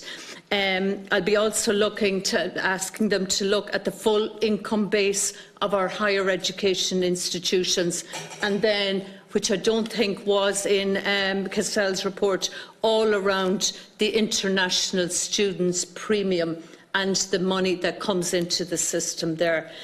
So the department ourselves are working on other areas. We're working on upskilling and reskilling. Again, very important that there is investment into that. So it's not just, into the higher education student, it's also into everything else that's happening in that space. Okay, thank you, Minister. I'm now going to go to the next set of questions. Yes, Marie. We actually have another vote. Could I just ask two questions? You can, of course. Okay? Yeah, go ahead. Yeah. Just in relation to PE, and I apologise, I was up at a vote, so I missed your presentation. And I know, Minister, you were looking at something through Irish in relation to through PE, or in relation to teaching PE through Irish, and just if you could give us an update in relation to that. And I'm also conscious of the fact that young females aren't participating in PE as much as maybe males, and maybe you'd comment in relation to that. So, thank you. Sorry. Deputy Funchion. Say, I'm going to have to leave as soon as I ask the questions. I'm not being rude, but I will look back on your answers. I just have a few. They're more points really than questions. It's just when you asked in your opening statement, Minister, what strategic direction do you want the education and training sector to travel over the next 3 years? There's some basic things I think that we need to try and tackle. One being just access to education, and I say that in two forms. One, in relation to any children with additional needs that are still struggling to get school spaces or get spaces in ASD classes. And then in a lot of rural areas where there's still issues around school transport, and I know we've debated school transport on a number of occasions in this committee, and we've had a number of questions back and forth, but it still is an issue for a lot of people, and it's basically down to that, the nearest school rule. And I think at this stage that's, you know, a bit of an archaic system. So I would say the transport and the lack of, you know, particular classes, special classes for children is still a serious issue. And then I'm just looking at the goals, like goal 1 and 2, improve the learning experience and the success of learners, and improve the progress of learners at risk of educational disadvantage or learners with special educational needs. If we want to achieve that, we have to ensure that there's correct supports in places. And I know there's been a lot of work done in relation to increasing the amount of ASD classes and increasing the amount of special needs assistance, but there still is an issue there, and particularly at second level, where you only have, and I know I put this to you in our last round of questions, we only have in some counties, you know, maybe 1 or 2 options for people. And that's just not going to cater for the need, and particularly over the next few years as more people are coming out of ASD classes at primary level, there's not the spaces there at secondary level. So there, I think, some of the basic things we need to tackle if we want to give everybody the same equal access to education and the same equal opportunities. And just another thing as well is down to some of the quality of the buildings. You know, a number of months ago we had people in presenting that are, it's not just about prefabs, but some of the buildings are really, they're on waiting lists for a new school build, but some of the conditions they're teaching in, obviously that's not a good learning environment for students, and it's not a good environment for teachers either. So I think there's some of the, you know, the things that we need to try and get right first of all. The last point I want to make, and it's similar to what Deputy Naughton said, I'd agree with a lot of what she said around the empathy. I thought was some very interesting points she made on that. And I know that, you know, I'm always going on about this, but the whole issue of mindfulness and mental health and mental well-being in schools, and I think if we're trying to look at what our strategy is over the next few years, we should be not just focus on the academic, and to let students know from a very young age that minding your mental health and well-being is just as important as doing well in academics, and that links into empathy and lots of other things around well-being. But I really do think that we should be rolling out mindfulness in all of our schools. It's not a major cost implication, and it's something very basic that I think could be done. And the younger you tackle things like this, the greater chance you have of success with them and of students actually adapting it in their everyday lives. So they are my main points. Okay, thank you, Deputy Funchion. Deputy Martin. Thank you. Thank you for presentations. I'd like Deputy Funchion will refer to your question, what strategic direction do you want the education training sector to travel over the next 3 years? And I would say one that has equality at its heart. I agree with Deputy Funchion, equality of access and opportunity for our students, but of course we need to address the elephant in the room, which is pay inequality and the crisis that is causing in trying to recruit teachers. You know, we have 4 teacher primary schools, not just in rural Ireland, but in Dublin. When a teacher is ill or even on a training course that they cannot be replaced, so you have and this is where there are teaching principals as well. So suddenly you have a teaching principal who has a 5th and 6th class now trying to take in 1st and 2nd class, or even junior and senior infants. It's just something has to shift there, Minister. We need to value our teachers who are so under-resourced and overburdened at the minute, and also we need to look at the status of our non-teaching staff and valuing them. Look at our secretaries. There's over 3,500 in our education system. You know, salaries, a lot of those being, vast majority being determined by Board of Management, which leads to different working terms and conditions.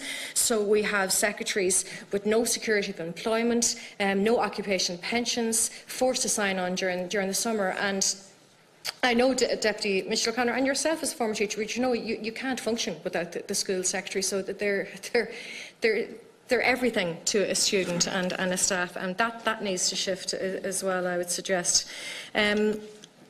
Other questions in relation, it's been brought up by my other colleagues here, in the forward planning and new buildings. And I brought this up when myself and Deputy Byrne and Deputy O'Loughlin travelled down to Tullamore last year, and it's just this thing of announcing schools, and to the parent a 2-year-old, a 3-year-old, they're here. Like, for example, last year announced in my constituency in 2018 that a new primary school for the Goldstown Slorgan area will open in September 2019. A parent sees that as great. It's a school, brand new school, opening in 2019, when the truth is you haven't even identified the site. And there's currently a primary school, Ballantyre Educate Together, that's 7 to 8 years waiting. And it's been moved around, it doesn't even have planning permission yet. And we hear now that school is actually, the planning permission has gone in by the Department of Education to locate it in an industrial unit in Sandyford, beside a site where 460 apartments looks likely are going to be built. The traffic chaos, the safety issues there being beside a construction. I just don't understand the logic of announcing schools and misleading the public, saying the doors will open a year later, Minister, when the site hasn't been identified. Or at least be honest with the public and be straight up and say, we are hoping this is going to happen, but actually we're announcing these schools and we've absolutely 0 sites identified. Because we received then the elected representatives. That's great news. Where exactly is that school? While the other school in the constituency, and this is across Ireland, is like, how are they getting a school when we're waiting for 7 years and we don't even have planning permission and we've been moved around to different parts of the constituency. Ballantyre Educate Together is now temporarily located in Churchtown and still waiting for planning. I think that's something that needs to be addressed. I would be curious in relation to strategy, do you intend to integrate the recommendations of the Oireachtas committee here on our recent publication on relationships and sexuality education, and what's the timeline? In relation to mental health, we did a very detailed report on that. I'd love to see a strategy where these reports that we spend so much time on do not gather dust on the shelves but are taken seriously. I saw the former minister in the last quarter of last year was going to have 500 teachers in Desh primary and post-primary schools trained in the delivery of resilience building. I'm wondering, did that happen? I'm wondering, how are those schools selected? How are those teachers selected? What's the criteria? How do you decide which school and which teacher gets the training?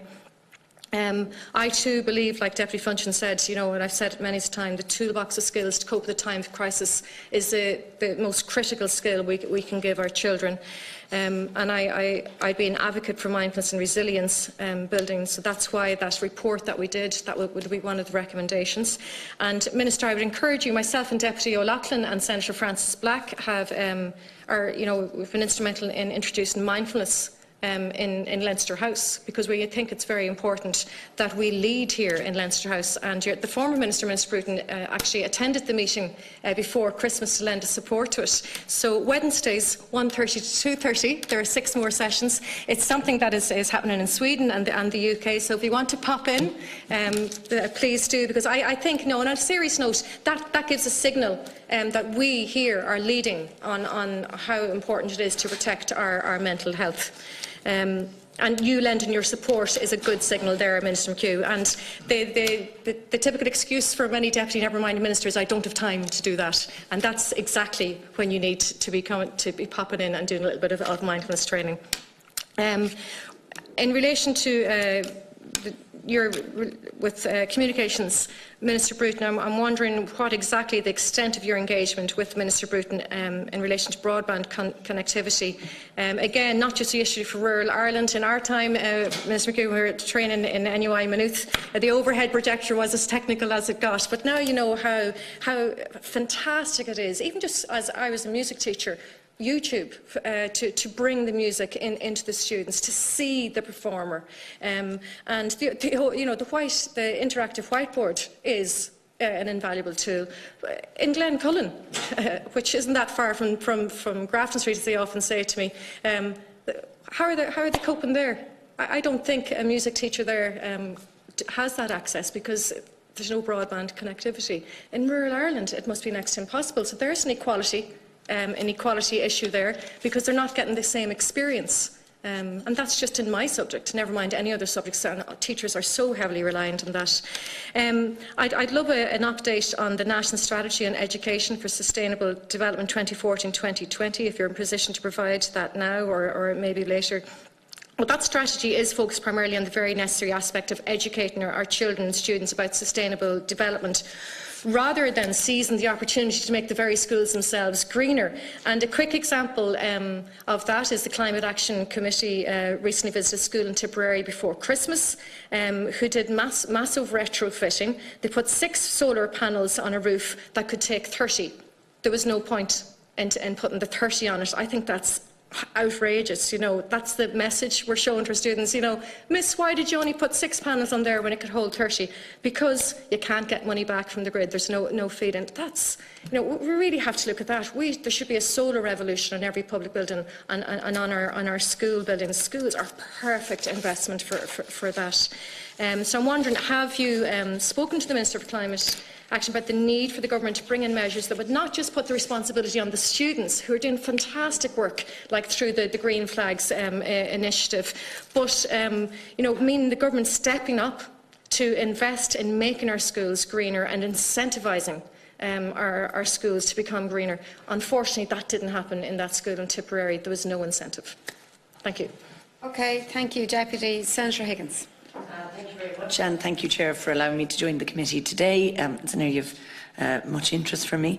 I want to thank you, first of all, Minister, I think, for speaking so eloquently around the issue of history.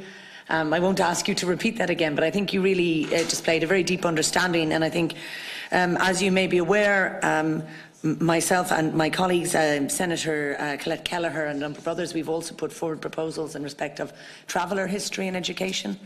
And it's something that NCC are also looking at, I think, in terms of how that becomes part of the curriculum.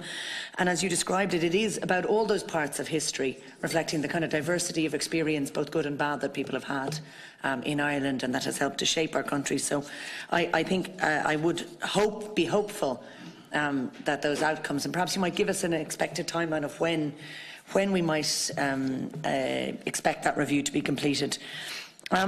In that same space of critical thinking, I just wanted to kind of highlight or bring to your attention, Minister, something that I think is a very good initiative, but very much under-resourced, which is the Young Philosopher Awards and the Young Philosopher of the Years. It's a very small project at the moment. It's certainly not on the scale of the Young Entrepreneur initiatives and others, but I think is very important in terms of that idea of critical thinking, philosophical thinking, which is so important for our young people. It's an initiative coming out of UCD, and I think it had about 50 or 60 schools involved, but I think it's something which could really be of huge benefit, particularly at a time both locally, nationally and internationally, when there can be very polarised debates at times, to be able to think philosophically and engage with each other. I think it's a sign of how important critical thinking is that, unfortunately, apparently, in Brazil at the moment, Paulo Freire is getting pulled out of schools in terms of, and it's because I think people recognise the power when people are critically thinking, and I think we should be looking to reverse that trend in every way we can. In terms of a couple of specific issues, I think well-being was mentioned in different forms. We do need to model as well as to take, and I think, as was said, the issue of insecurity for teachers is an issue in terms of creating an environment that is also, and particularly our school secretaries, because I know that school secretaries, in effect, do almost a social work component to their work. In many cases, it is the school secretaries who really help children, especially children who are maybe dealing with difficult situations in terms of their families' housing security, in terms of maybe being in situations like direct provision, in terms of navigating bureaucracies, which unfortunately our youngest people sometimes have to navigate. I think they've played a key role, and it is very unfortunate that people don't know, in fact even students don't know or children don't know, that the same school secretary will be there in September, because they effectively lose their job every year, go on to social welfare payments, and then have to come back in September. It's not acceptable. And that comes to kind of an area. I sit on the Social Protection Committee more normally. We've had very useful joint committee. I think it might have predated your taking on of this role, but a joint sitting between education and social protection, looking in particular at the issue of disability and the blocks to access. And a general issue I'd love if you could comment on, Minister, is that issue of second chance education.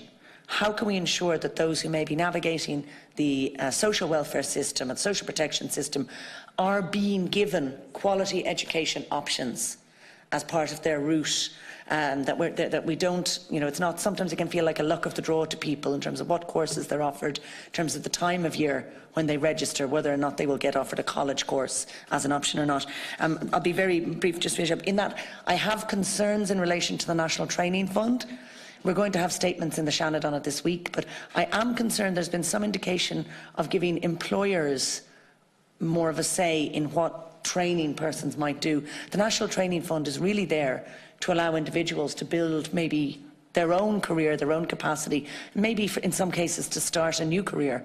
So I do think it's very important that it remain learner-centred rather than become a kind of an asset of companies. Finally, again, I'm not sure if Minister Mitchell O'Connor will be joining us again, but perhaps I might indicate the issues and maybe we can follow up elsewhere on it. In area of Goal 4, building stronger bridges between education and the wider community, I'd ask you, Minister, to consider if that goal might be incorporated into future procurement so that, for example, in the area of books for schools, we look to reflect supporting those situations which are linked to wider learning opportunities. Green schools have already been mentioned in terms of energy, but also green schools in terms of the pollinator plans and wildlife corridors, I think, is an important piece. But my question for Minister Mitchell O'Connor is just around frontier research, basically public research, for the public good with that wider scope. And I missed the previous lot, so my specific questions in relation to Brexit on this are what measures have been taken to ensure that research projects which Ireland is a partner in at the moment with UK institutions, that we are doing appropriate transfer of our data, of research materials and so forth to ensure that they are based within the EU and that we don't have projects jeopardised, and perhaps resources might need to be freed up in order to ensure what will be actually quite a logistical challenge because data transfer subsequent to a no-deal Brexit, were that to happen, will become extremely difficult. And in that regard, the recognition qualifications, and is there any scope to remove the current employment control framework for universities? Because you will have a wide array of extraordinary talented researchers and academics who may be searching for other English language locations. And at the moment, because of the employment control frameworks, leaving aside funding, many universities are blocked from being able to actually hire them or take advantage of those individuals in that they're restricted in the numbers that they can recruit. Thank you very much. Okay, thank you, Senator. I just have a few comments to make myself, Minister, before I go back to you and we conclude on this. Firstly, thank you for the engagement and this. Sorry, I didn't see you indicating. Sorry? Oh, sorry, no, I beg your pardon. I thought you were saying had you indicated? Yes, I had. Oh, sorry, I didn't see it, and the clerk hadn't because I had checked with him. Go ahead. I'll be very brief, Chairperson, just Minister. One or two issues.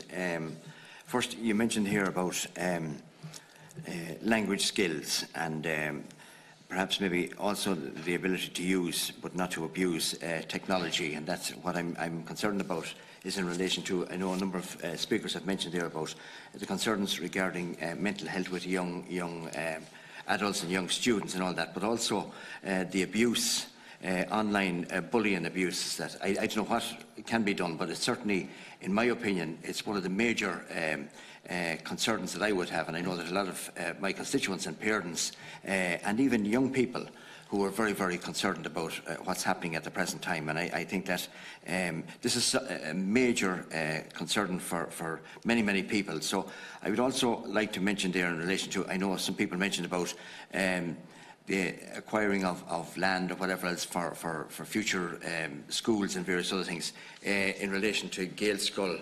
I have two, in one in Sligo, one in Manorhamilton, and also extensions to schools, but perhaps maybe it may not be an issue for you this evening, but I certainly, the biggest two issues I would have in relation, well, yeah, the capital plan going forward, and also the two major issues that I would like to highlight is certainly the mental health issue that has been brought to my attention by numerous people and parents and students alike, and also in relation to the online bullying that is a major concern for many, many people, and it's getting worse.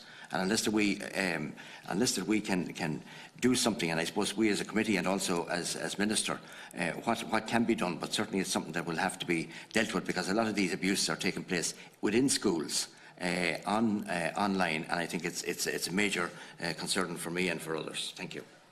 Okay, thank you very much. Thanks very much, Chair. Thanks, Deputy. Just some of the points that I would make.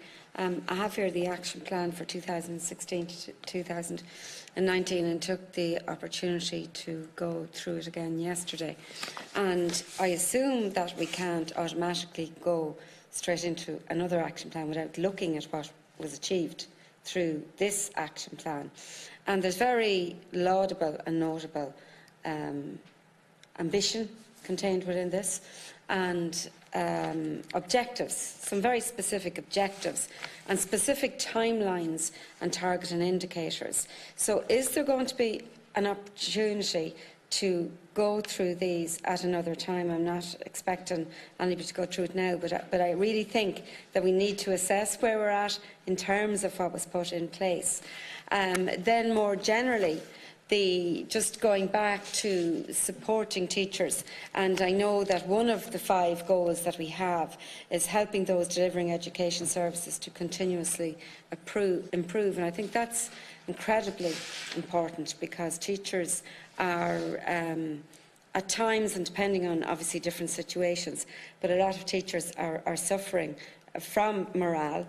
Pay parity comes into it quite a bit, particularly in relation to staff rooms, where 50% of teachers, larger, newer schools, where about 50% of teachers are actually on a lower pay scale. I think that's completely wrong. I think that the whole area of teaching principals needs to be looked at, and that's something that we as a committee looked at during our summer school session, in terms of putting supports in that those teaching principals would get 1 day a week to look after all of the admin and other areas, because principals are leaders of education, or should be leaders of education within their schools, but when their time is completely taken up with admin work, then that's very difficult. I totally agree with what my colleagues have said in relation to looking after the staff on a whole school situation. And we have to support our secretaries and caretakers. In very many examples, they are the heartbeat of the school, and they do so much work that is not acknowledged. We absolutely need to support them. Recruitment and retention is a problem, and we absolutely need to look at it. Moving on from that, looking at the whole area of special needs. And I think, again, the adequacy of the special education access and funding is hugely important. We see some very good ASD units at primary school level. I visited one recently, and I brought it up with you before, Minister, where a really, really good unit in County Laois, outside of my own area, but no money, not 1 cent was given in terms of kitting out the ASD unit, and I think that really needs to be looked at in terms of children who are moving from ASD units in mainstream primary schools and trying to find places for them in mainstream secondary schools is hugely important, because while we've done quite a bit of work at primary level, we're reaching the stage now where at secondary school level there needs to be provision there.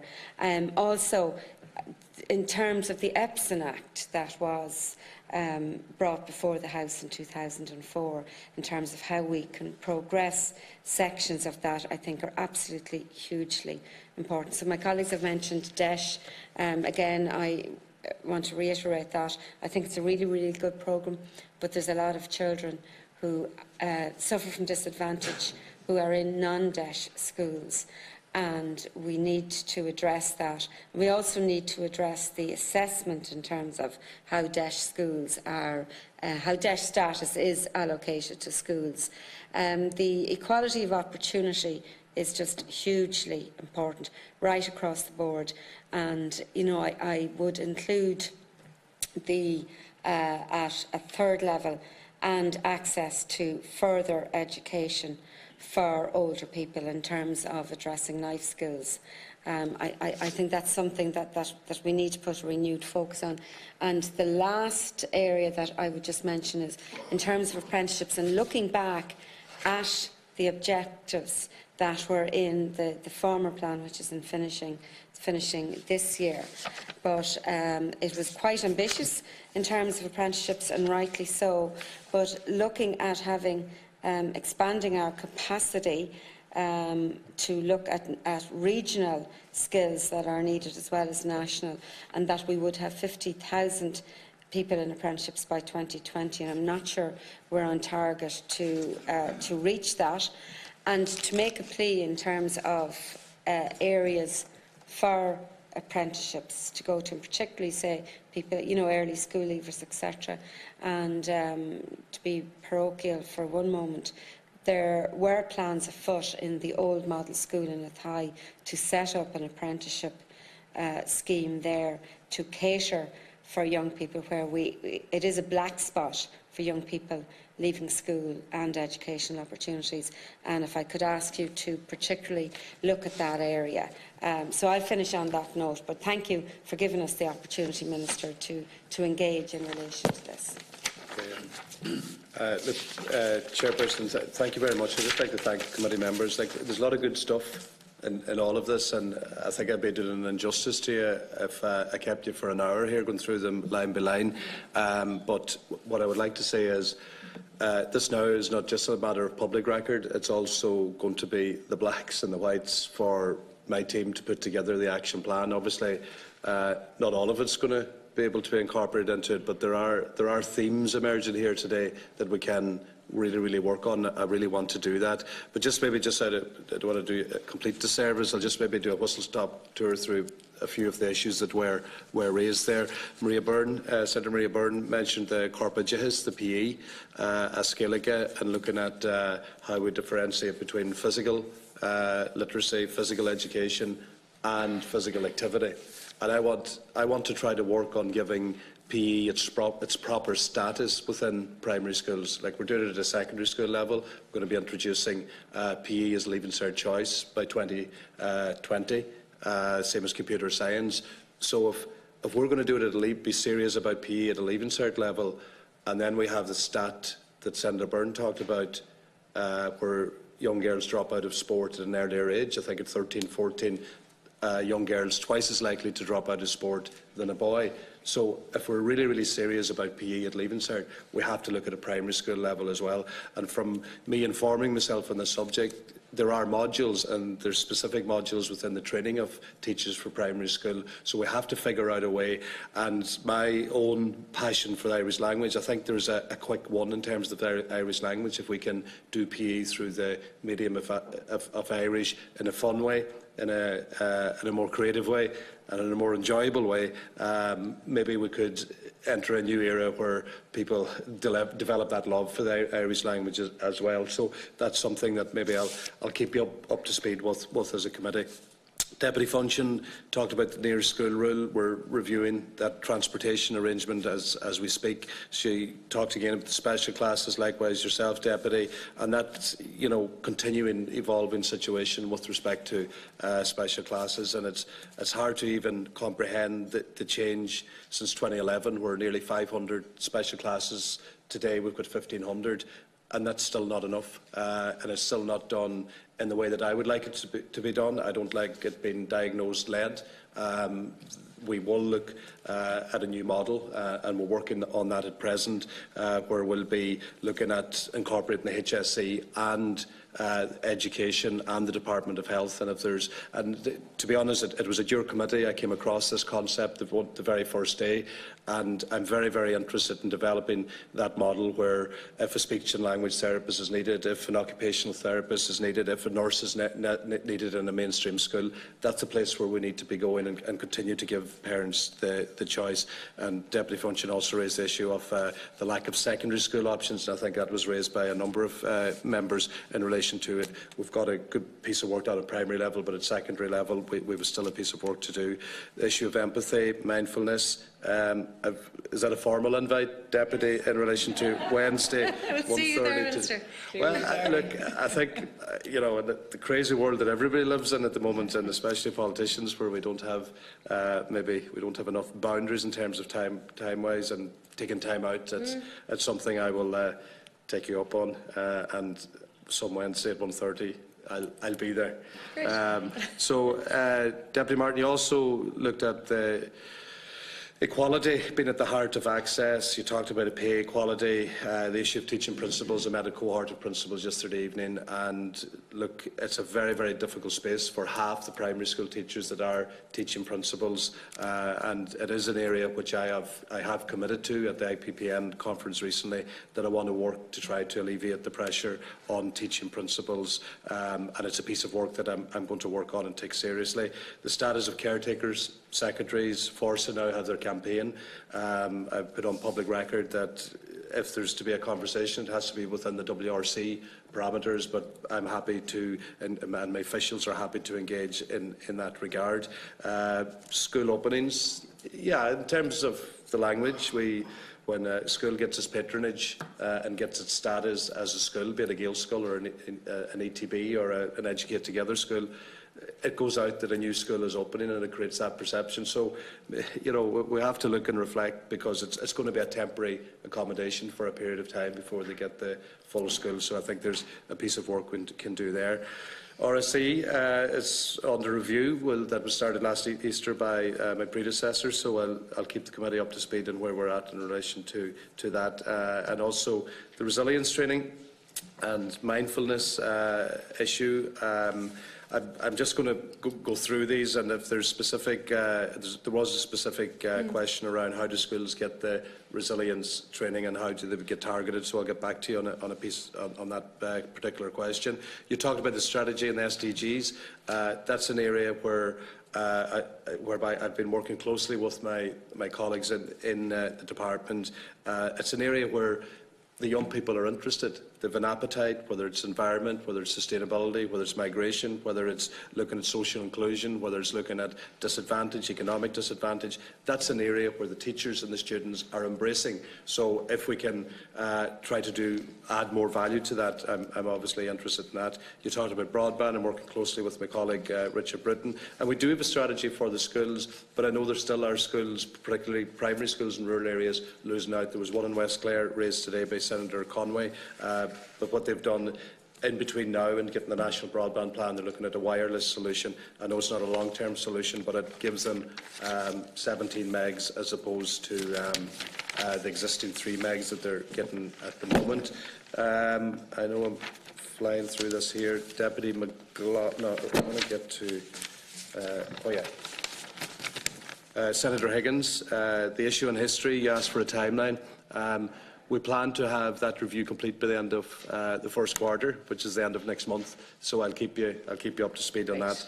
And that critical thinking piece around Young Philosophers Award in UCD, which I'd be interested in finding out more as a former philosophy student for 1 year, not a philosophy graduate, but I do think that that creative thinking piece is something that I'd be interested in.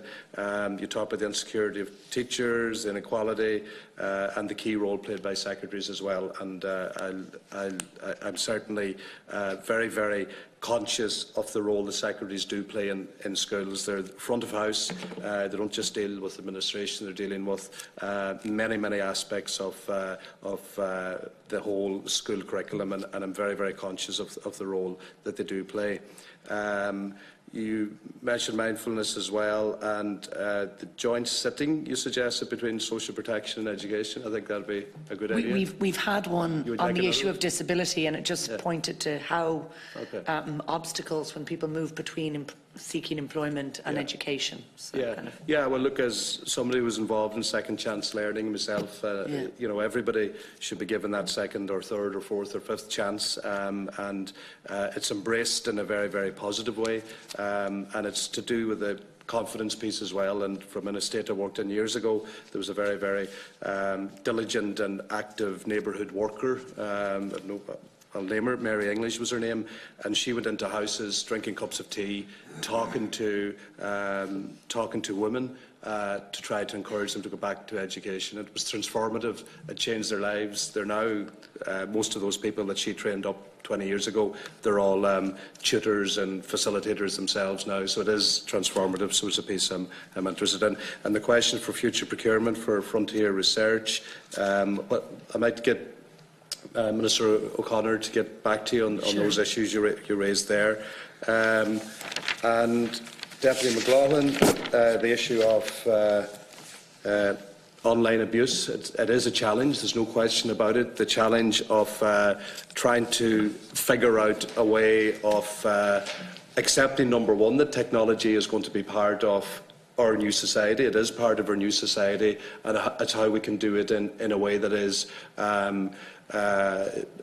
obviously still creative, because technology is the place where young people are being creative, but it also, we have to deal with the abuse bit. And I know parents have a role, schools have a role, schools have the autonomy to decide whether they want to ban phones or not have phones. But one of the elements that I'm picking up in primary schools and secondary schools is whether it's in coding, whether it's encouraging more young women to get into STEM subjects, there is an appetite for the technological aspects of learning, and whether it's combi lift in Monaghan, where they're now looking at automotive forklifts, you need the people with the skill set to do that. So we have to be conscious that we're moving into that space, but where we can effectively intervene in ensuring that there's no online abuse. And to give you one example of how young people are responding to it, I came across a young lad who was at the Young Scientist Awards, and he is developing a software package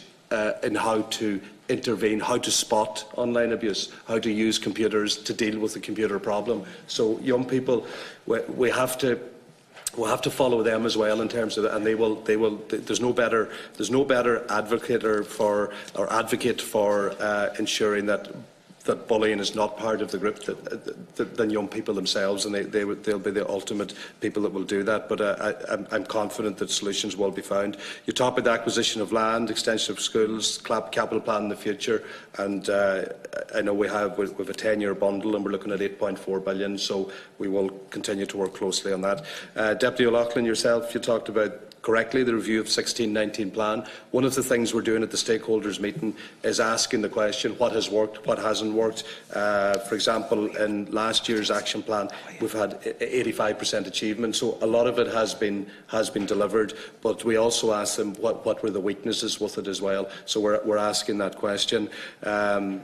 The issues you raise again, similar to the other ones, morale, pay parity, 50% of teachers lower pay scale in some of the bigger classes with the younger teachers. Look, it is an issue, and I'm committed to, number one, I've acknowledged that we can't have a system going into the future where we have teachers doing the same job for different levels of pay.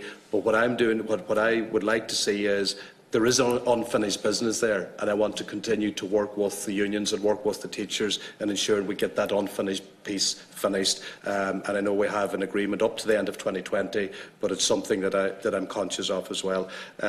Teaching principals, you mentioned, on top of that, whole school, the caretakers, secretaries, special classes, primary and secondary, and you also talked about the full implementation of EPSON, the issue with JESH. We hopefully identified that we'll have the full audit complete by the end of March, and then we'll evaluate the results of that. And there will be a new JESH system, a system which will be gradual, change gradually, but also more targeted. There are schools in JESH because of geographical consideration, but it's a lot more complex, so I'll keep you updated on that.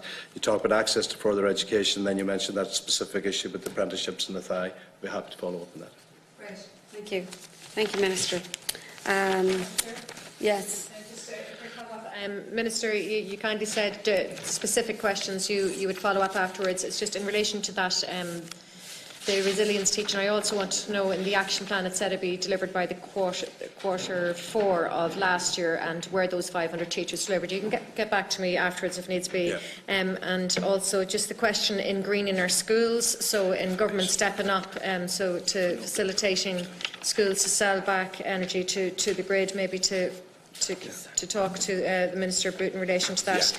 And just as a follow-up to what you said in delivering PE and doing it properly, there's been a resistance since I got elected here. I've brought up several times to just doing an audit of schools to see which ones don't have PE halls. I'm aware of one in my own constituency, built in 1980, still doesn't have one.